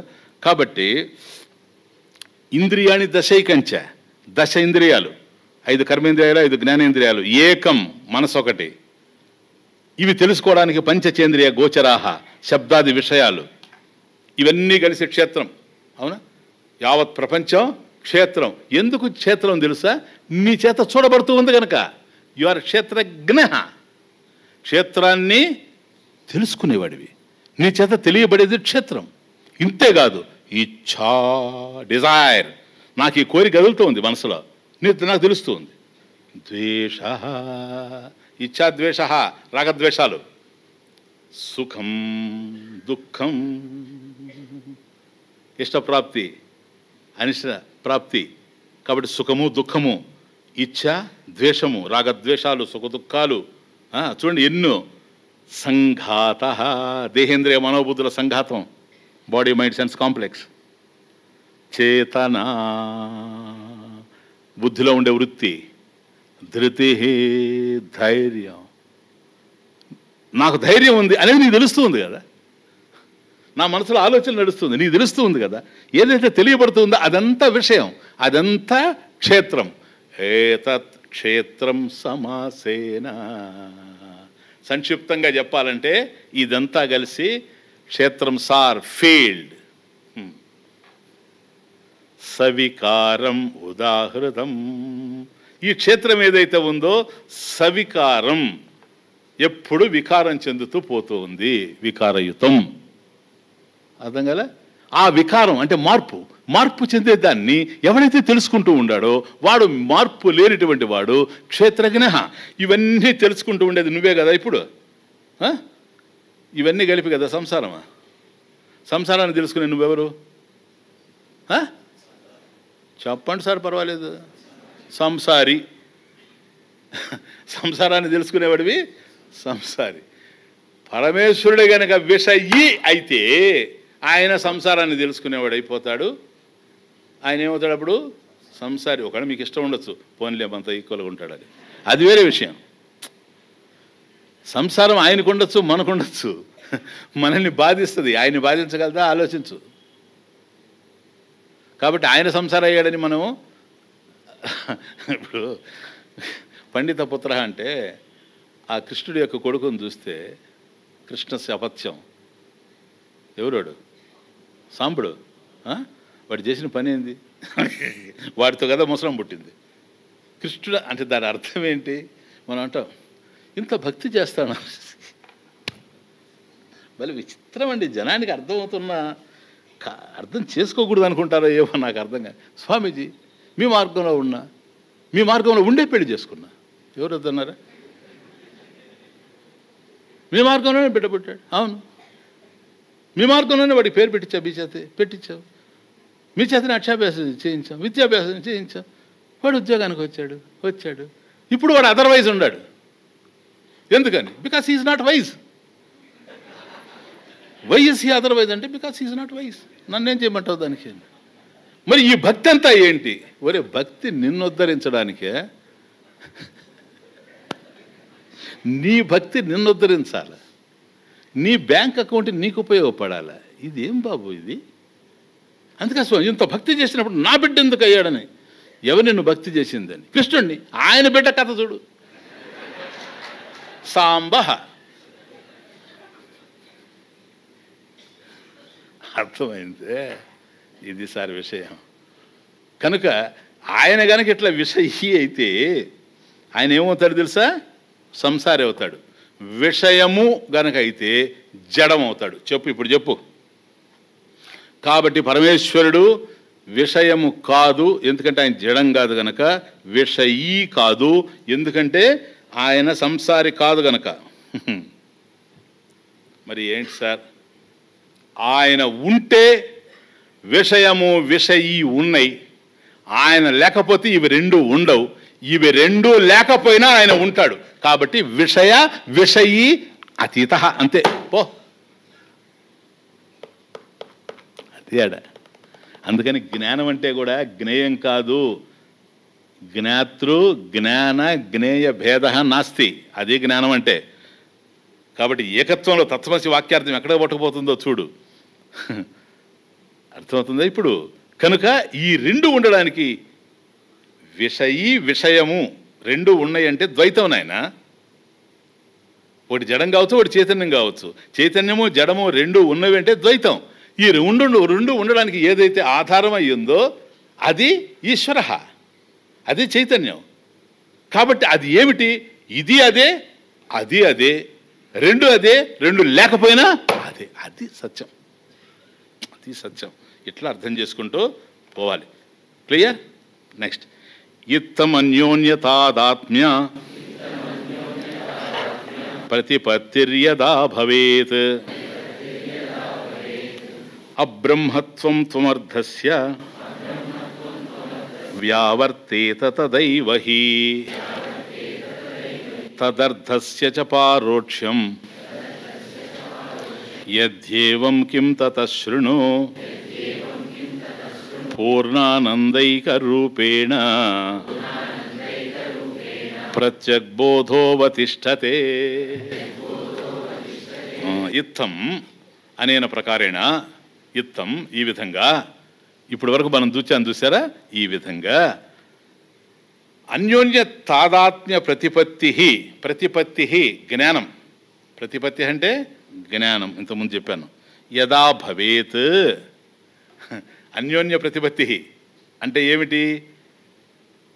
ఎవడైతే త్వంపదంతో తెలియజేయబడుతూ ఉండాడో, ఎవడైతే తత్పదంతో తెలియబడుతూ ఉండాడో, ఇటువంటి ప్రత్యేగాత్మ పరమాత్మ ఇద్దరికి కూడాను అన్యోన్యం అభేదభావమే, భేదం లేదు అనేది యదా భవేత్, ఏ విధంగా అయితే కలుగుతూ ఉందో, తత్వమసి వాక్యార్థం వల్ల ఇద్దరి మధ్య అభేదం ఎలా సిద్ధిస్తూ ఉందో, భేదం లేదు అనేది నీకు ఎట్లాగైతే తెలుస్తూ ఉందో ప్రత్యేగాత్మ పరమాత్మల మధ్య, ఇప్పుడు త్వం తత్ కదనైనా అబ్రహ్మత్వం త్వమర్థస్య వ్యావర్తేత.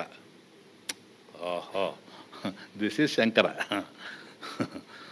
అండర్స్టాండ్? త్వం అర్థస్య, త్వం పదార్థస్య తత్వం అసి కదా నాయన.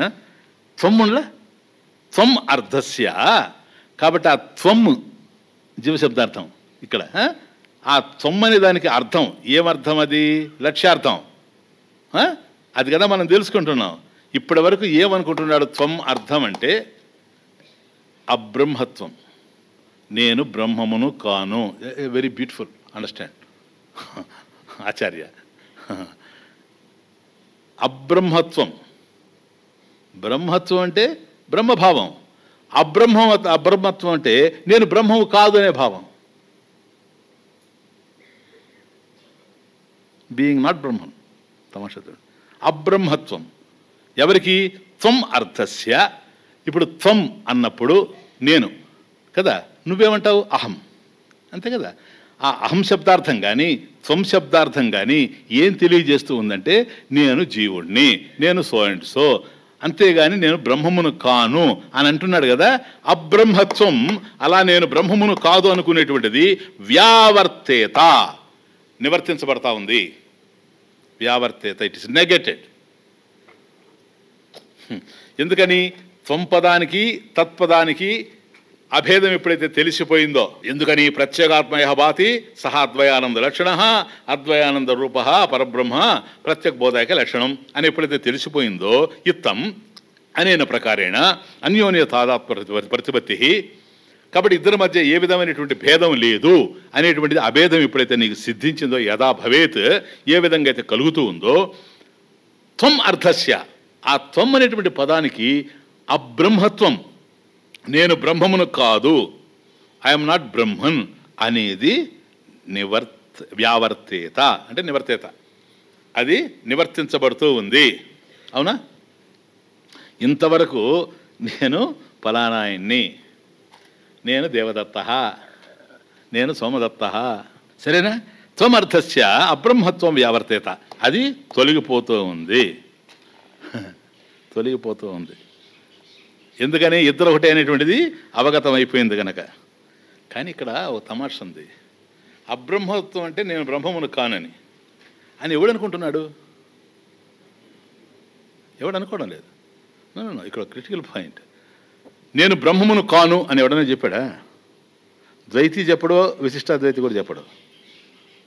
వాడు ఏం చెప్తాడంటే అహం దేవదత్త, సోమదత్త, యజ్ఞదత్త అని మాట్లాడతాడు. నేను ఫలాని వాడిని అంటాడు, నేను దేహం అంటాడు, నేను ఇంజనీర్ అంటాడు, నేను డాక్టర్ అంటాడు, నేను లాయర్ అంటాడు, నేను స్కావెంజర్ అంటాడు. అండర్స్టాండ్? అంతేగాని నేను బ్రహ్మమును కాను అని ఎవడు అనడు. బ్రహ్మమును కాను అని అనాలంటే బ్రహ్మం ఏమిటో వాడికి తెలిసి ఉండాలి. అబ్రహ్మత్వం అనే పాయింట్ అండర్స్టాండ్. శాస్త్రం ఇది, అందులో శంకర. అబ్రహ్మత్వం, నేను బ్రహ్మమును కాను అని ఎవడు చెప్పడు సార్. అంటే వీడు ఏదైతే చెప్తూ ఉన్నాడో, నేను ఫలానా వాడిని, నేను ఇంజనీర్ని, నేను డాక్టర్ని, నేను టీచర్ని నేను మాట్లాడుతూ ఉన్నాడు కదా, అదంతా అబ్రహ్మత్వమే. అదంతా అబ్రహ్మత్వమే కదా. ఎందుకని? బ్రహ్మం అదేది కాదు. అది విషయం. అంటే నిన్ను గురించి ఆ త్వంపద అర్థం ఏదో, నువ్వు ఏదైతే మాట్లాడుతూ ఉన్నావో అదంతా ఏమిటో తెలుసా? బ్రహ్మము నేను అనేది భావన కాదు. నేను బ్రహ్మమును కాదు అని నువ్వు చెప్పకపోవచ్చు, నువ్వు చెప్పేదాన్ని దాని అర్థం అదే అబ్రహ్మత్వం. కాబట్టి అబ్రహ్మత్వం త్వమర్థస్య వ్యావర్తేత. కాబట్టి నేను బ్రహ్మమును కాను అని ఎవడు అనడం లేదు, కానీ వాడు ఏదన్నా కూడా అదే వస్తుంది అర్థం. అది నివర్తింపబడుతూ ఉంది, అబ్రహ్మత్వం నివర్తింపబడుతూ ఉంది. నైనా అబ్రహ్మత్వం త్వమర్థస్య వ్యావర్తేత తథైవ హి, తథా ఏవ హి. ఇప్పుడు చూడు తమాషా చూడు. అంటే అది పరోక్షం అపరోక్షం అనేది చిన్న విషయం కాదు. చూడు, ఇంకా నడుస్తూనే ఉంది. అదే ఇప్పుడు నడుస్తుండేది అంతా.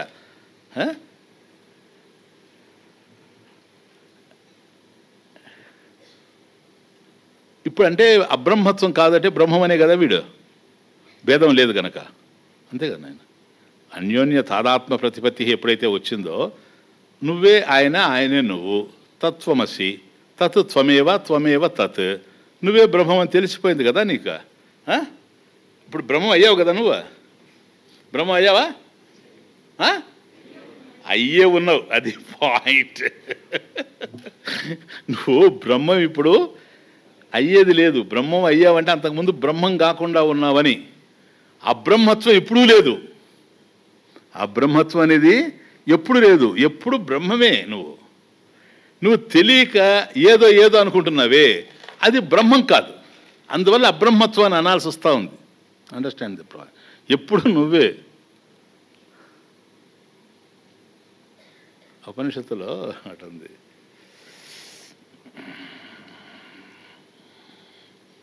దర్పణ ప్రాక్ పశ్చాదస్తి ముఖం ప్రతిముఖం యదా భాతి ఆదర్శే నష్టే చ ముఖం ముఖమస్తి ముఖే యథైవాత్మా. The wonderful Mantra in the ఉపనిషత్. ఏంటంటే దర్పణ, ఒక దర్పణం అంటే మిర్రర్. దర్పణం అంటే అద్దం నాయన. దర్పణ ప్రాక్. ఆ దర్పణంలో వెనక ఎవరో ఉండరు చూడు. ఎవరు? దర్పణ ప్రాక్ పశ్చాత్ ముందు. దాంట్లో వెనక ఎవరో ఉండారు. ఆ వెనక ఎవరు ఉండారా అంటే ఆ వెనక ఉండేటువంటి వాడు ముందే. ప్రాక్ దర్పణ ప్రాక్ పశ్చాత్ అస్థి ముఖం ప్రతిముఖం తథా భాతి. ఆ అద్దంలో ఉండేవాడు ఎవడో, అద్దం లోపల వెనక వాడే అద్దం ముందు ఉండేవాడు. ఈ ముఖమే ఆ ముఖం. ఏమి ఇది ముఖం, అది బాగా తెలుస్తుంది కదా. అక్కడ ఉండేటువంటిది ప్రతిరూపం, అది ప్రతిముఖం. ప్రతిముఖం తదా భాతి యదా ముఖం భాతి పశ్చాత్ తదా ప్రతిముఖం భాతి దర్పణ ప్రాక్. కాబట్టి ఆ దర్పణంలో వెనక ఏ ముఖం అయితే ఉందో ముందు కూడా అదే ముఖం ఉంది.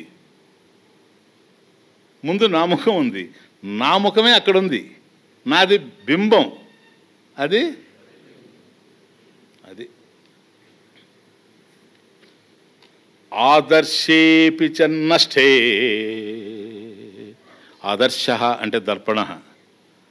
ఆదర్శం అంటే కూడా మనం ఆయనకైనా ఆదర్శం ఆయనకైనా ఆదర్శం కాదు. సంస్కృతంలో ఆదర్శ అంటే దర్పణం, మిర్రర్. దర్పణ అన్న అర్థమే, ఆదర్శ అన్న అర్థమే. ఆదర్శేపి చ నష్టే. ఇప్పుడు అర్థం బయలుపోయింది. ముఖం ఉందా లేదా? నేను అడిగేది ముఖం చూసుకోవడానికి అర్థం ఉందా లేదని అడగడం లేదు. You understand my point, understand my question. ముఖం ఉందా లేదని అడుగుతున్నా.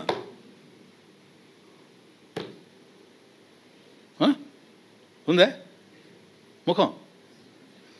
ఎక్కడ ఉంది? దట్ ఈజ్ ఉపనిషత్. ఎక్కడుంది ముఖం?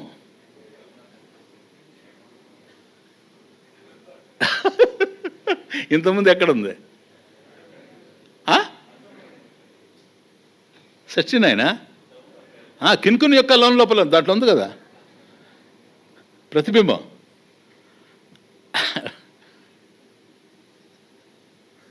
ఇప్పుడు ముఖం ఇంతకుముందు అక్కడ ఉండింది కదా, అది కదా మనం ప్రతిముఖం అన్నాం, ప్రతిరూపం, ప్రతిముఖం.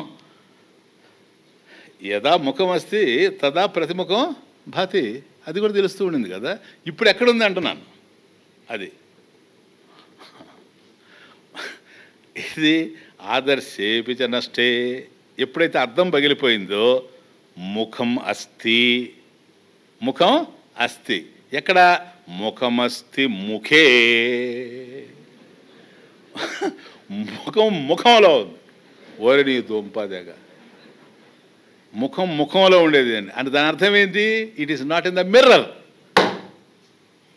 అర్థంలో లేదు, ముఖం ముఖంలోనే ఉంది. అదే మీరు చెప్పిందే, ముఖం ముఖంగానే ఉంది, ముఖం ముఖంలోనే ఉంది. యథైవాత్మ, అది యథైవ ఆత్మ, యథా ఏవ ఆత్మ. కాబట్టి దర్పణంలో లోపల ప్రతిరూపం కనపడుతూ ఉన్నా బయట రూపం ఉన్నది.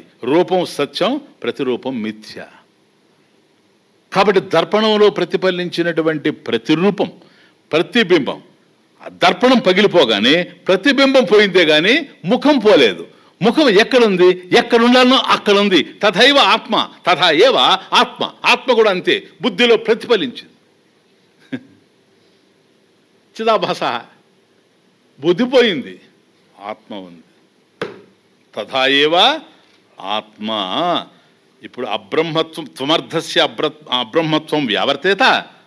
ఎప్పుడైతే త్వం అనేటువంటి పదానికి నేను బ్రహ్మమును కాను అనేటువంటిది తొలగించబడిందో తథైవ హి, తథైవ, తథైవాత్మ. యది ముఖం అస్తి ముఖే తథైవ ఆత్మ కదా, తథైవ హి. అట్లనే కదా.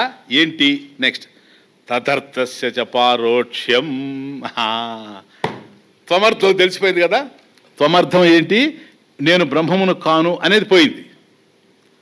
తత్ ఉంది కదా ఇప్పుడు, ఈశ్వరుడు. తదర్థస్య, ఆ తత్ అనే దాని యొక్క అర్థం ఏదైతే ఉందో అది ఇంతవరకు ఏంటి? పారోక్ష్యం. పరోక్షం, ఇట్ ఈస్ రిమోట్. ఎక్కడో ఉంది సార్ ఈశ్వరుడు, ఎక్కడో ఉన్నాడు. అందుకని మనం పైన చూస్తాం ఈశ్వరుణ్ణి. ఈశ్వర అంటామే కానీ సర్వజ్ఞ, సర్వాంతర్యామి అంటామే కానీ సర్వాంతర్యామి అనేది మనకి ఇంకా డైజెస్ట్ కాలేదు. ఈశ్వరుడు కనుక సర్వాంతర్యామి అయితే అనేది నీకు అర్థమయ్యి ఉంటే సరేనా. హే కావవే వరదా ఈశ్వరా అని ఇట్లా పైకి చూడవు, ఇట్లా కూడా చూడవచ్చు ఈశ్వర. ఎందుకని అక్కడ ఉండేవాడు ఇక్కడ ఉండేవాడు ఒకటే.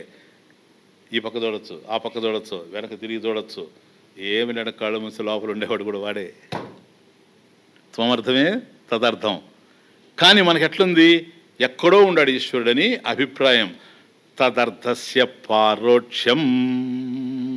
కాబట్టి తత్, ఆ తత్పదం యొక్క లక్ష్యమైనటువంటి దానికి అర్థం ఏంటో అది పరోక్షం అనుకుంటున్నాం కదా ఇప్పుడు. అది కూడా వ్యావర్తేత. అది ముందు 2 శ్లోకాలు అందుకు కలిపి చెప్పాను. అర్థమవుతుంది. ఇప్పుడు 2 శ్లోకాలు ఎందుకు కలిపాను, అక్కడ వ్యావర్తేత అయిన తర్వాత తథైవ హి తథా ఏవ అలాగే తదర్థస్య త్వమర్థస్య అబ్రహ్మత్వం ఎప్పుడైతే తొలగిపోయిందో తదర్థస్య పారోక్షం తొలగిపోయింది. అంటే ఈశ్వరుడు పరోక్షంగా ఉన్నాడు అనేటువంటిది పోయింది. యద్యేవం ఏవం యది ఈ విధంగా ఉన్నప్పుడు ఇక్కడ తమాషా చూడు. సరేనండి, యద్యేవం ఇది 2 రకాలు. అంటే త్వమ్కి నాయన అబ్రహ్మత్వం ఉంది కదా, నేను జీవుడినేని, అది తొలగిపోయింది అంటే నేనే బ్రహ్మని తెలిసిపోతుంది. ఈశ్వరుడు పరోక్షంలో ఎక్కడో ఉండాలనుకుంటున్నాం, అది కూడా పోయింది, అపరోక్షమే. ఈశ్వరుడు అపరోక్షమే, జీవుడు అపరోక్షమే. జీవో బ్రహ్మైవ నాపరః, జీవుడే బ్రహ్మము, బ్రహ్మమే జీవుడు. అద్వయానంద లక్షణ, అద్వయానంద రూప ఏక. ఓకే, యద్యేవం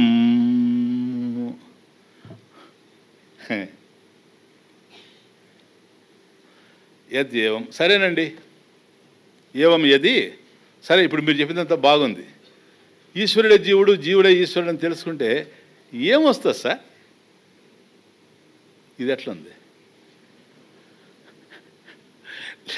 మీరు చెప్పరు కానీ మీకు వచ్చేది ఇవన్నీ కాదా? నిజం చెప్పండి. పోతా పోతా ఎవరు తనరు పక్క వాళ్ళతో కూడా. ఒకవేళ వాడు కూడా అప్పర్ స్టోరీ టు లెట్ అయితే అంటారేమో కానీ లేకపోతే అనరు.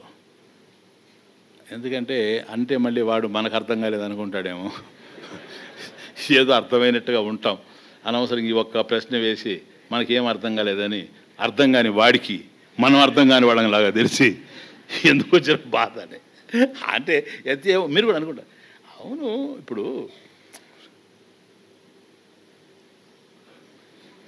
స్వామి చెప్తున్నాడు నువ్వే బ్రహ్మం, నువ్వే బ్రహ్మం, నువ్వే బ్రహ్మం, నువ్వే శివుడు, నువ్వే అది. వినడానికి భలే బాగుంది. ఎందుకంటే నువ్వు నీచుడివి, నువ్వు సొంట అంటే బాధ. కానీ కాదు, నువ్వు ఈశ్వరుడివి అయినా కాకపోయినా మన కథ మనకు తెలుసు. మన ఏంటో మనకు తెలుసు, మన ఇంట్లో వాళ్ళకి ఇంకా బాగా తెలుసు, పక్కింటి వాళ్ళకి ఇంకా ఎక్కువగా తెలుసు. మన కథ మనకు తెలుసు. ఒక్కసారి మనల్ని పట్టుకొని నువ్వు ఈశ్వరుడివి, జగత్కారణం, నువ్వే అది ఇది అంటుంటే వినడానికి హాయిగా ఉంటుంది. మళ్ళీ పక్క పోయినప్పుడు అనిపిస్తుంది ఏందబ్బా ఇదంతా. స్వామీజీ చెప్పినంతవరకు లాజికల్గా ఉంది, సహేతుకంగానే చెప్పాడు, బాగానే ఉంది. ఆకలి అవుతా ఉంది కదా, ఈశ్వరుడికి ఆకలి అవుద్ది. ఏమో అయింది అనుకుంటాం. ఇంటికి పోయిన తర్వాత కొద్ది లేట్ అవుతానే పంచాంగం తీస్తాం కదా. ఈశ్వరుడు పంచాంగం తీస్తాడా? ఎకాల పుస్తకం తీసుకుంటాం కదా ఇంట్లో. ఈశ్వరుడికి అవసరమా? ఏందబ్బా ఇదంతా? అది యద్యేవం అదేడా కిం తతః తతః కిం తతః కిములా కిం తతః తతః కిం తతః కిం తతః కిం తతః కిం. అందుకని ఆచార్యవరుల ఆయనకి ఇది భలే ఇంట్రెస్ట్. కిం తతః అందువల్ల గురురంగ్రి పద్మై మనశ్చైర లగ్నం తతః కిం తతః కిం తతః కిం. దాన్నే తిప్పి కిం తతః. నిజమేనండి, జీవుడే ఈశ్వరుడు, ఈశ్వరుడే జీవుడే, నేనే ఈశ్వరుడు. ఏంటంట ఇది? ఎట్లా? దానివల్ల ఏమొస్తుంది? మనం ఊరికి ఆ స్వామీజీ చెప్పేది మనం వినడం తప్ప దానివల్ల ఏమొస్తుంది? జీవుడే ఈశ్వరుడు అయితే మనకేంది? మరి నువ్వే కదా జీవుడే, మరి నేను ఈశ్వరుడైతే ఆకలేంది? ఎన్ని పుట్టుకొస్తుంటాయి ఆచార్య వరుణలా. యద్యేవం అది అయితే అగురుగాక, జీవుడే బ్రహ్మగాక, ఏకత్వే ఉండుగాక, తత్వమసి వాక్యార్థం అఖండానుభూతి అయ్యుండుగాక. కిం తతః దానివల్ల ఒరిగేదేంటి మనకు? శృణు, జస్ట్ లిసన్. అది అని అనుకుంటున్నావా? శృణు. దానివల్ల మనకు వచ్చేది ఏంటి అనుకుంటున్నావా? శృణు, లిసన్, విను. పూర్ణానందైక రూపేణ ప్రత్యగ్బోధోవతిష్ఠతే. ఇది నాయన పూర్ణానంద ఏకైక రూపేణ, ఏకరూపేణ ఎట్లయినా సరే, పూర్ణ ఆనందః ఏకః రూపేణ ప్రత్యగ్బోధః. ఏంటా ప్రత్యగ్బోధః? అహమస్మి, అహమస్మి. ఇప్పుడుండా అహం పూర్ణోస్మి, అహం ఆనందోస్మి, ఏకః అహమస్మి, అద్వితీయోస్మి. అది సార్. ఇప్పుడు ఏంటో తెలుసా? పూర్ణ ఆనంద ఏకరూపేణ ప్రత్యగ్బోధః. ఆ ప్రత్యేగాత్మ స్వరూపం ఏదైతే ఉందో, ఇంతవరకు చిదాభాసుడు అనుకుంటూ వచ్చావో దేవదత్తుడినని, అదంతా పోయి ప్రత్యగ్బోధః. అది అహమస్మి అనుకుంటున్నావు తెలుసా? ఇప్పుడు అహమస్మి ఎట్లా ఉంటావంటే పూర్ణ రూపుడువై ఉంటావు, ఆనందరూపుడువై ఉంటావు, ఏకమై అద్వితీయమై ఉంటావు. ఎప్పుడైతే నువ్వు ఆనంద రూపుడువో సార్, పూర్ణానందం. అది కూడా చూడండి, పరిపూర్ణమైన ఆనందం. అంటే ఎట్లాంటి ఆనందం అది? సకలై కామై, సకలై కామై సకలాభి శక్తిభిశ్చ. సర్వశక్తులు, సర్వ కోరికలు తీరి సర్వశక్తిమంతుడై సకలాభి శక్తిచ్చ సంపన్న ఇది పూర్ణ. పూర్ణ కాబట్టి పూర్ణ స్వరూపుడివి నీవు, అంటే ఆనంద స్వరూపుడివి నువ్వు, ఏకరూపుడివి. అది పూర్ణ ఆనంద ఏకరూపేణ అంటే జ్ఞానరూపేణ పూర్ణం, శక్తి రూపేణ పూర్ణం, ఇచ్ఛారూపేణ పూర్ణం. అంటే కోరికలు చక్కగా కోరుకుంటాడని కాదు, కోరికలే లేనివాడు. ఎందుకని? ఆప్తకామస్య కా స్పృహ. అదే యో వేద నిహితం గుహాయాం పరమే వ్యోమన్ సోష్టుతే సర్వాన్ కామాన్ సహ. సమస్తమైన కోరికలు తీరిపోయిన వాడైనాడు ఆప్తకాముడు. ఆత్మవిధుడు ఆప్తకాముడు కనుక జ్ఞానరూపేణ పూర్ణ, నాలెడ్జ్ వైజ్. తనకు తెలియందంటూ లేదు. ఇంకేముంటుంది దుఃఖం చెప్పు? తనకు తెలియంది లేదు. Knowledge wise he's full, power wise he's full, desire free. చూడండి ఎట్లా ఉందో. అంటే లిమిట్లెస్ ఆనంద, పూర్ణానంద స్వరూపం, అనంతం, అనంతానందం. అదే ప్రత్యగ్బోధ అవతిష్టతే. పరమార్థత సజాతీయ విజాతీయ స్వగత భేద వినిర్ముక్తత్వాత్. వాటినన్నిటి నుంచి సంపూర్ణంగా విడిపడినటువంటి వాడు. రెండవ బ్రహ్మం లేదు, వాడే ఏకః పూర్ణైక రూప పూర్ణానంద స్వరూప. పూర్ణైక రూప పూర్ణానంద స్వరూప. ఇక్కడికి ఆచార్యుల వారి వాక్యవృత్తిలో 8 శ్లోకాలు ఇక్కడ పూర్తయినాయి కదా నాయన. మొన్న 4 చూచాం, ఇప్పుడు 4 చూచాం. ఇప్పుడు మళ్ళీ అగైన్ విద్యారణ్య స్టార్ట్స్ కదా. ఆచార్య వారిది అయిపోయింది కదా. ఇంత చక్కగా మనకు విషయం అర్థమైపోయింది కదా నాయన. అందువల్ల కొంత వడ్డిస్తాడు విద్యారణ్య స్వామి, అది కూడా చూద్దాం. ఏవం సతి మహావాక్యాత్ పరోక్ష జ్ఞానమీర్యతే యైస్తేషాం శాస్త్ర సిద్ధాంత విజ్ఞానం శోభితేతరాం. Satire. It is a satire, sarcastically. తమాషా చూడండి. ఏవం సతి, ఏవం ఈ విధంగా సతి ఉండగా, ఇప్పుడు అర్థమైపోయింది కదా మీకు. ఇది జ్ఞానం, జ్ఞానాన్ని పొందే మార్గం, తత్వమసి వాక్యార్థం. దాన్ని తెలుసుకోవడం వల్లే నువ్వే అఖండైక పూర్ణస్వరూపంగా మారిపోతూ ఉన్నావు నాయన. ఏ కొరత లేనివాడు అవుతున్నావు, ఏ వెలితి లేనివాడు అవుతున్నావు. ఏవం సతి, ఈ విధంగా ఉండగా మహావాక్యాత్, తత్వమసి మహావాక్యాత్ ఇది అనుకోండి ఇక్కడ కంటెక్స్ట్ కనుక. మహావాక్యం వల్ల పరోక్ష జ్ఞానం ఈర్యతే యైహి. అక్కడికి యైహి తేషాం, యైస్తేషాం, యైహి 3వ లైన్లో ఫస్ట్ అక్షరం యైహి. ఏవం సతి ఇదిలా ఉండగా మహావాక్యాత్ మహావాక్యం వల్ల, ఇప్పుడు ఈ తత్వమసి మహావాక్యం వల్ల పరోక్ష జ్ఞానం, తమట చూడండి, పరోక్ష జ్ఞానం యైహి ఈర్యతే, ఎవరి చేత అయితే చెప్పబడుతూ ఉందో. అంటే కొందరు అంటున్నారు ఇప్పటికి కూడా ఏమని, ఇదిలా ఉండగా అయ్యా మహావాక్యాలను గురువు వివరించడం వల్ల నీవు పోయి శృతి మందిరంలో వింటే దానివల్ల నీకు పరోక్ష జ్ఞానం కలుగుతుంది అని ఏహి ఈర్యతే. ఎవరైతే ఇంకా ఈ మాట మాట్లాడుతూ ఉండారో తేషాం వారి యొక్క శాస్త్ర సిద్ధాంత విజ్ఞానం, వాళ్ళకి శాస్త్ర విషయంలో ఉండేటువంటి శాస్త్ర సిద్ధాంతం ఏకవాక్యత, దాని విషయంలో వాళ్ళకు ఉండేటువంటి జ్ఞానం ఏదైతే ఉందో విజ్ఞానం శోభితేతరాం, దివ్యముగా శోభించుగాక. ఏది విద్యారణ్య, ఆహా ఏమి బ్రైట్నెస్ అండి, ఎటువంటి నాలెడ్జ్ అండి, ఆహాహా ఎంత శోభాయమానంగా ఉందండి, అది ఇంకా శోభించుగాక. అంటే అజ్ఞానం ఇంకా ఎక్కువ కానీ అంతకన్నా ఇంకేం లేదు. ఆయన జ్ఞానం ఏమని చెప్పగలం మనం అంటే వాళ్ళు ఏమంటున్నారు, ఇంతకీ శాస్త్రం విన్నంత వరకు పరోక్షమే. నాయన 5 నిమిషాలు మీరు జాగ్రత్తగా వింటారా, ఇదే మెయిన్ మీకు అర్థం కావాల్సింది. శాస్త్రం విన్నంత వరకు పరోక్ష జ్ఞానమే. ఎందుకని శబ్దేభ్య జాతం పరోక్షం జ్ఞానం, అది శబ్దేభ్య జాతం జ్ఞానం పరోక్షం.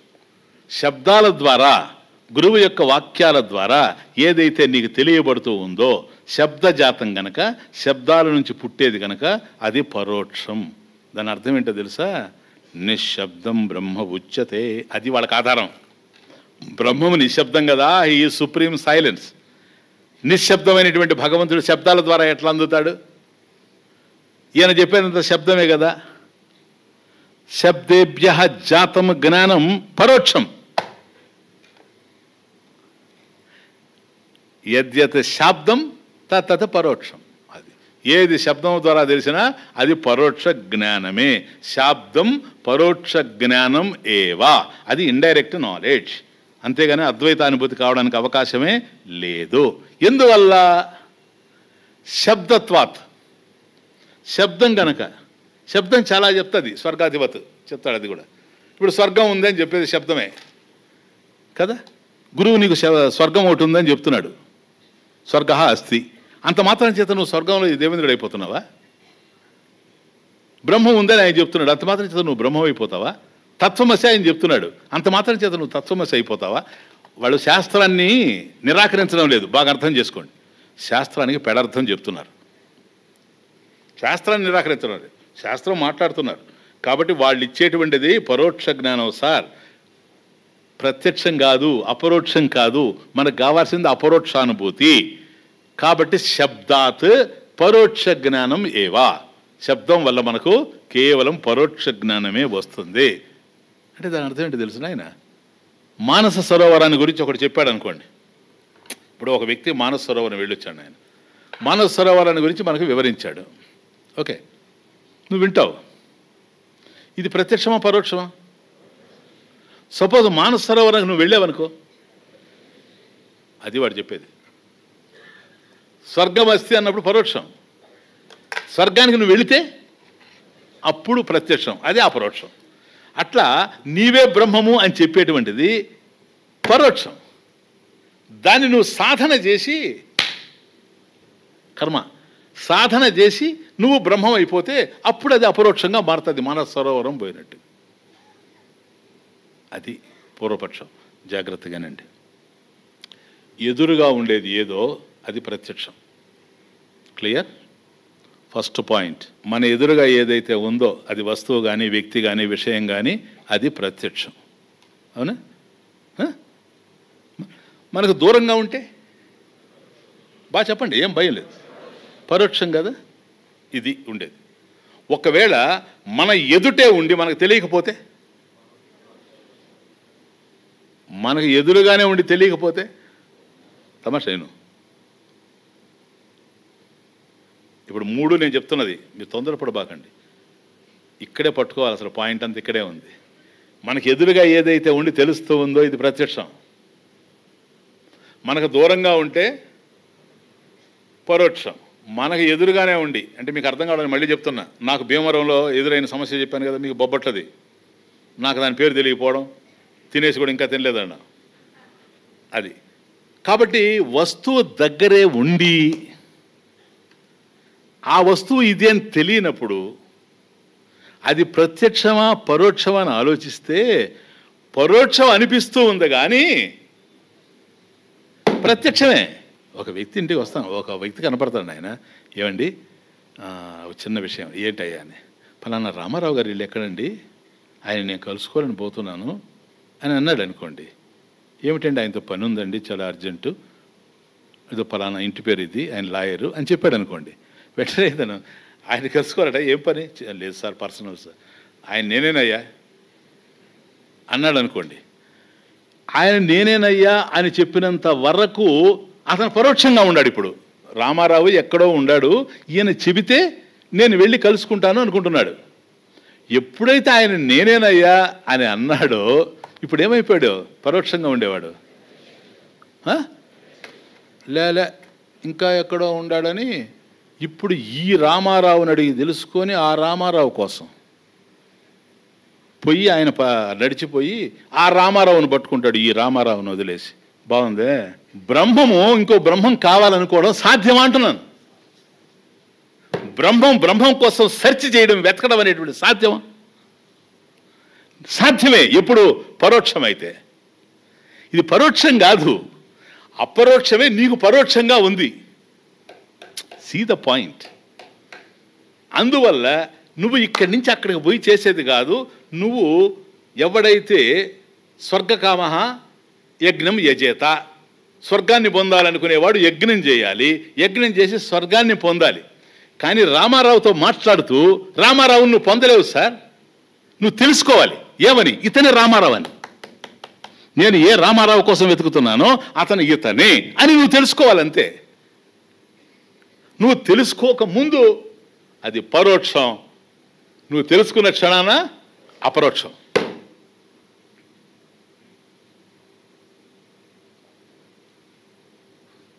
అర్థమవుతుంది? తత్వమసి అనే మహావాక్యంలో నీవే బ్రహ్మము అనేది నిర్ధారణ జరిగిపోయిన తర్వాత నేను దాని మీద సాధన చేస్తాను, నాకు అనుభవం కావాలి.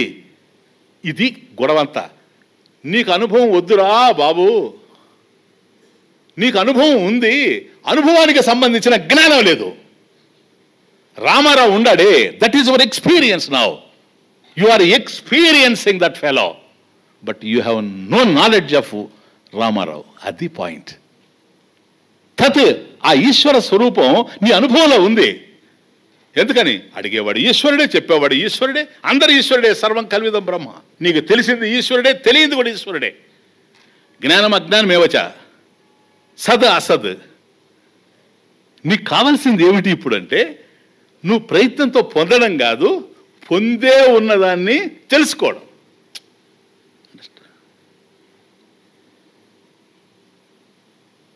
అంతేగాని నీవే బ్రహ్మం అయి ఉండగా మరొక బ్రహ్మం కోసం చూడడం కానీ కాదు,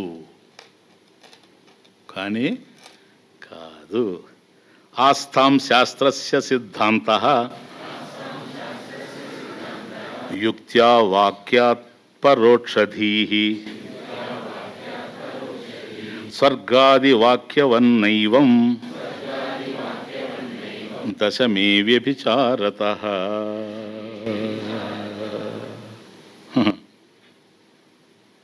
ఆస్థాం శాస్త్రస్య సిద్ధాంతః. ఇది చూడండి తమాషా, శాస్త్రస్య సిద్ధాంతః. సార్ ఈ శాస్త్రం చెప్పే సిద్ధాంతాన్ని ఆస్థాం అట్లా ఉండనివ్వండి. తమాషా చూడండి, యుక్త్యా, యుక్త్యా. సార్ యుక్తితో చూస్తే వాక్యాత్ పరోక్షధీః. మళ్ళీ అదే, మహావాక్యం వల్ల పరోక్ష జ్ఞానమే కలుగుతుంది. దీహి జ్ఞానం, పరోక్ష దీహి పరోక్ష జ్ఞానం. సార్ ఇదిగో మీ శాస్త్రం అదంతా పక్కన పెట్టండి సార్. ఆస్థాం శాస్త్రస్య సిద్ధాంతః ఆస్థాం, శాస్త్ర సిద్ధాంతం అట్లా పెట్టండి సార్.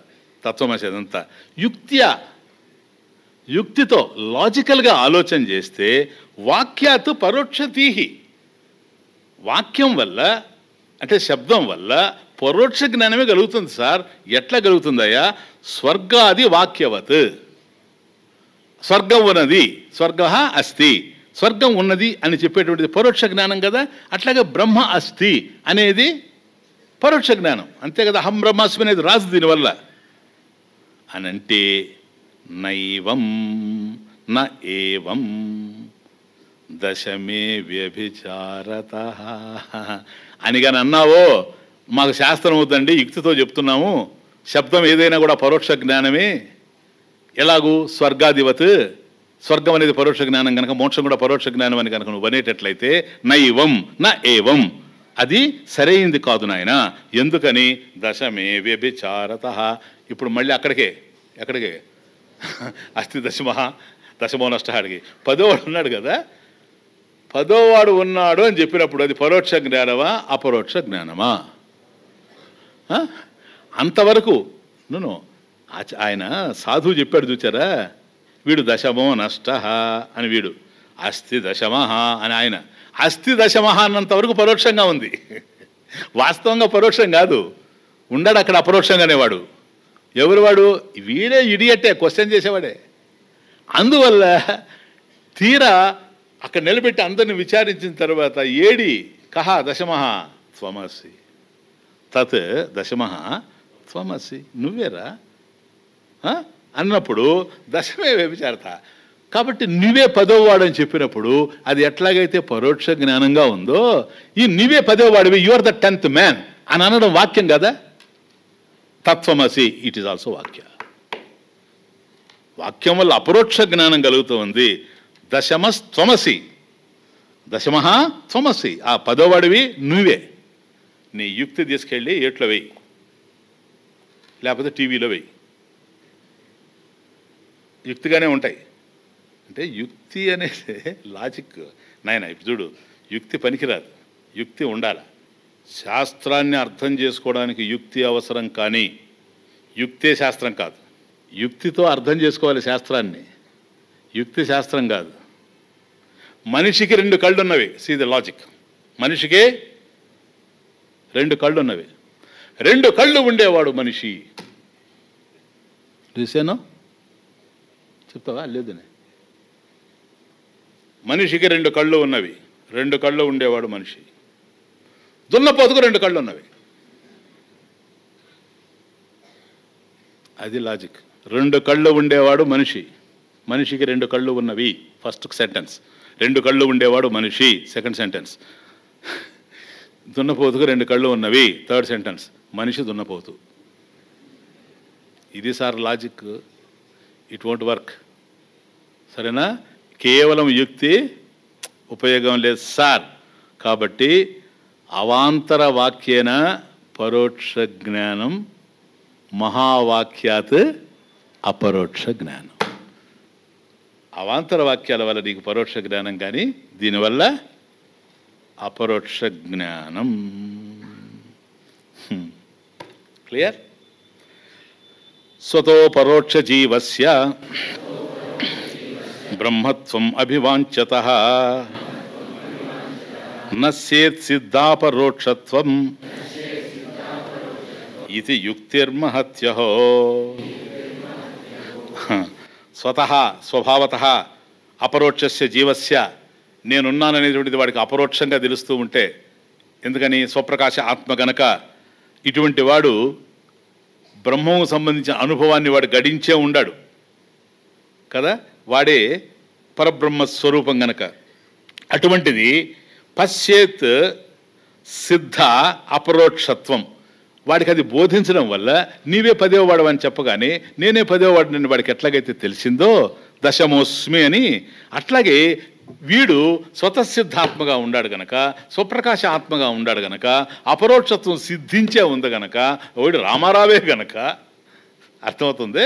ఒక్కసారి జ్ఞానాన్ని ఇది అని చెప్పగానే అది సిద్ధిస్తూ ఉంది. ఏది? అపరోక్షత్వం కదా.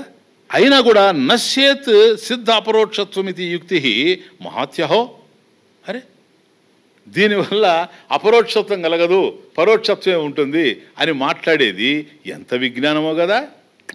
ఆహా భలే ఆశ్చర్యమే, ఏమి లాజిక్ అబ్బాయి ఇది. ఇదంతా మన విద్యారణ్య స్వామి వడ్డింపు. వృద్ధిమిష్టవతో మూలం అపి నష్టమితి దృశం లౌకికం వచనం సార్థం సంపన్నం త్వత్ప్రసాదతః.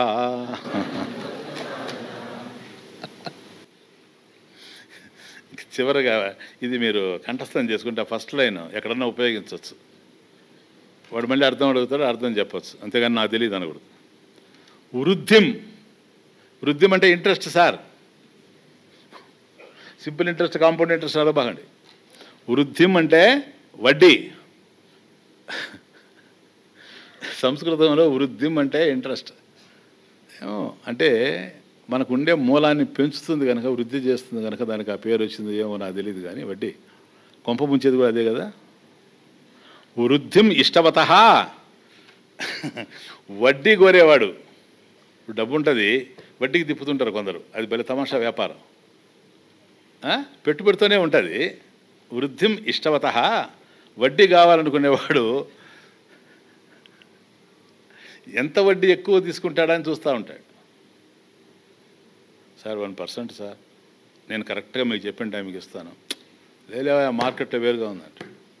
ఇంకోటి దగ్గర 2 ఇస్తాను సార్, 3 సార్, 10 వస్తుంది బ్యాక్, 25.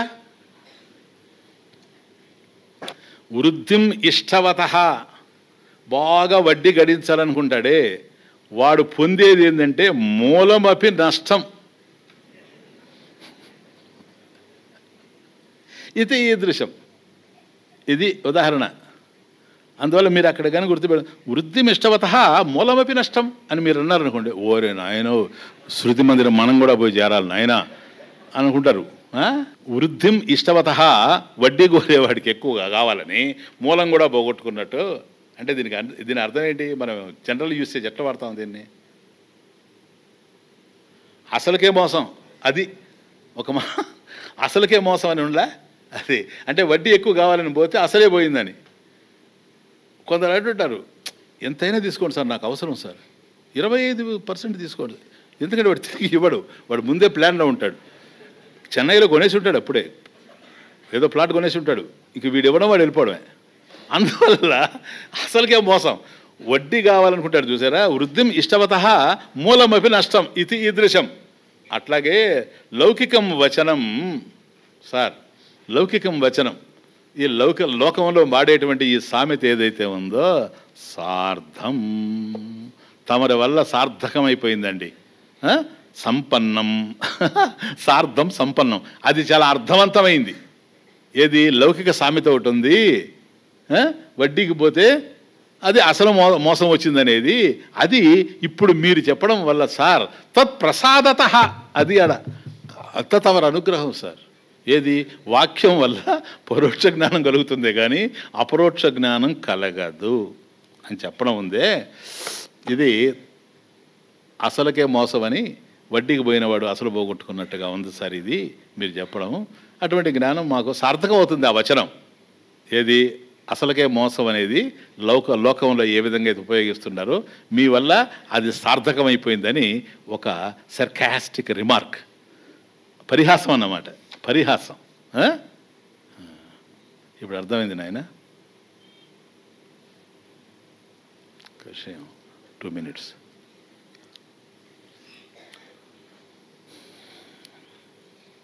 అంతఃకరణ శుద్ధి తెచ్చుకుని తపోభి క్షీణ పాపానం శాంతానం వీతరాగిణం ముక్షూణం అపేక్ష అయం ఆత్మబోధ విధీయతే. కాబట్టి ఎప్పుడు తపో యజ్ఞ దానాదిభి శుద్ధం. కాబట్టి మనం సాధనల ద్వారా బుద్ధిని శుద్ధి చేసుకొని, ఏది? పూజ, జపము, ధ్యానము, సంకీర్తన, తీర్థాటన, వాటి వల్ల శుద్ధి చేసుకొని అంతఃకరణ శుద్ధి వచ్చిన తర్వాత గురువు దగ్గర కూర్చొని వినడం జరిగిందంటే డైరెక్ట్గా అపరోక్ష జ్ఞానం కలిగిపోతుంది. సరేనా? అపరోక్ష జ్ఞానం కలిగిపోతుంది. నేనే బ్రహ్మం అనే జ్ఞానం అపరోక్షంగా అంటే ప్రత్యక్షంగా కలిగిపోతుంది. నేనే బ్రహ్మము అనే జ్ఞానం. ఇలాగే పొందారు అందరూ.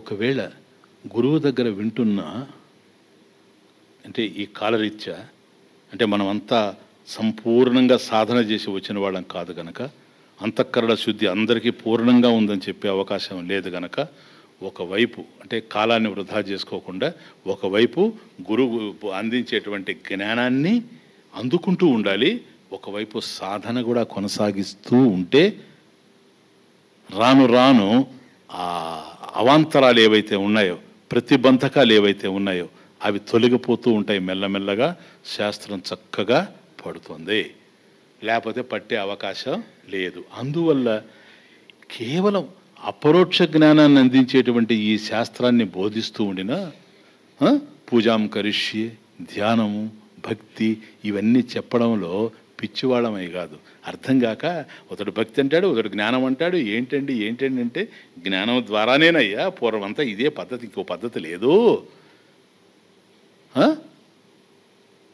కర్మయోగేనా యోగినాం, జ్ఞానయోగేనా సాంఖ్యానం. కాబట్టి కర్మయోగంలో శుద్ధిపడిన వాడు జ్ఞానయోగానికి వస్తాడు. అట్లాగని మీరు ఇప్పుడు వెళ్ళి మేము కర్మలో శుద్ధిపడి వస్తాము అని అనుకుంటే ఎప్పుడు శుద్ధిపడేది, ఎప్పుడు మీరు తపస్సులు చేసేది, ధ్యానాలు చేసేది? అలా మీరు చేసి వచ్చేటప్పటికి ఈ ఉపాధి ఉంటుందన్న నమ్మకం ఏంటి? మళ్ళీ ఆ విధంగా బోధించేవాడు మళ్ళీ దొరకాలి కదా. అందువల్ల బోధ అందినప్పుడు బోధ గ్రహిస్తూ ఉండాలి. ప్రతిబంధకాల నివారణ అంటే మనకు గనక బాగా అర్థం చేసుకోండి, very very important practical point. మనకి ఏదన్నా అర్థం కావడం లేదంటే కారణం ఏంటంటే సాధన సరిపోలేదు. గతంలో, ఇప్పుడు కాదు, గతంలో మనం చేయాల్సిన సాధన చేయకుండా రావడం వల్ల ఇది జరుగుతూ ఉంది. కాబట్టి ఎక్కువగా జపం చేయాలి, ఎక్కువగా ధ్యానం చేయాలి, ఎక్కువగా స్మరణ చేయాలి, నిరంతరం భగవత్ చింతనలోనే మనసును లగ్నం చేసుకొని ఉండాలి, గ్రంథపఠనం చేయాలి. ఇవన్నీ చేస్తూ మనం సత్వగుణాన్ని వృద్ధి చేసుకుంటూ పోవాలి. సత్వశుద్ధి పెరుగుతూ ఉంటే గురువు అందించే జ్ఞానం అంత చక్కగా పట్టే అవకాశం ఉంటుంది. అద్దం మీద మురికి చేరిన తర్వాత రూపం కనిపించదు, తుడుస్తూ ఉంటే కొద్ది కొద్దిగా పోతూ ఉంటే రూపం సుస్పష్టంగా ఎట్లా కనపడుతూ ఉంటుందో, సాధన ద్వారా ఎంతగా మలినం, మనసులో ఉండే మలినం తొలగిపోతూ ఉంటే జ్ఞానం అంత చక్కగా పట్టేటువంటి అవకాశం ఉంది. గనక సాధనను వదలడానికి లేదు, శాస్త్రాన్ని విడిచిపెట్టడానికి లేదు. కేవలం ఆ సాధనే చేసుకుంటే శాస్త్రజ్ఞానం లేకపోతే కూడాను అది పరోక్షం అవుతుంది, కానీ అపరోక్షం కాదు. ఇదే అపరోక్షం. దీనికి ప్రతిబంధకాలు ఉన్నాయి చూసారా, వాటిని నివారించుకోవడానికి సాధన. క్లియర్? ఇది శాస్త్రం, ఇది శిష్టాచార సంప్రదాయం. నాకు తెలిసి 100కి 90%, 95% దీనికి భిన్నంగానే నడుస్తూ ఉంది ప్రపంచంలో. లోకం పోకడ, ఆధ్యాత్మికంగా బోధలు ఏదో పిచ్చి పిచ్చి మాటలు మాట్లాడుతూ ఉండారు తప్ప శాస్త్రానికి దీనికి సంబంధం లేదు. అటువంటి వినడం వల్ల కానీ చేయడం వల్ల కానీ కాలం వృధా అయిపోవడం తప్ప జీవితంలో పొందేదంటూ ఏమీ లేదు. ఎవరు పొందారు, ఎవరు పొందలేదు అర్థమైందే. మనం ఎవరిని ఉద్ధరించడానికి వచ్చాము, మనం ఉద్ధరణం కోసం మనం వచ్చాము. ఎవరు అందుకుంటే వాళ్ళకు అందించడమే ఇదే శిష్టాచార సంప్రదాయం. Thank you. ఓం పూర్ణమదః పూర్ణమిదం పూర్ణాత్ పూర్ణముదచ్యతే పూర్ణస్య పూర్ణమాదాయ పూర్ణమేవావశిష్యతే. ఓం శాంతి శాంతి శాంతి.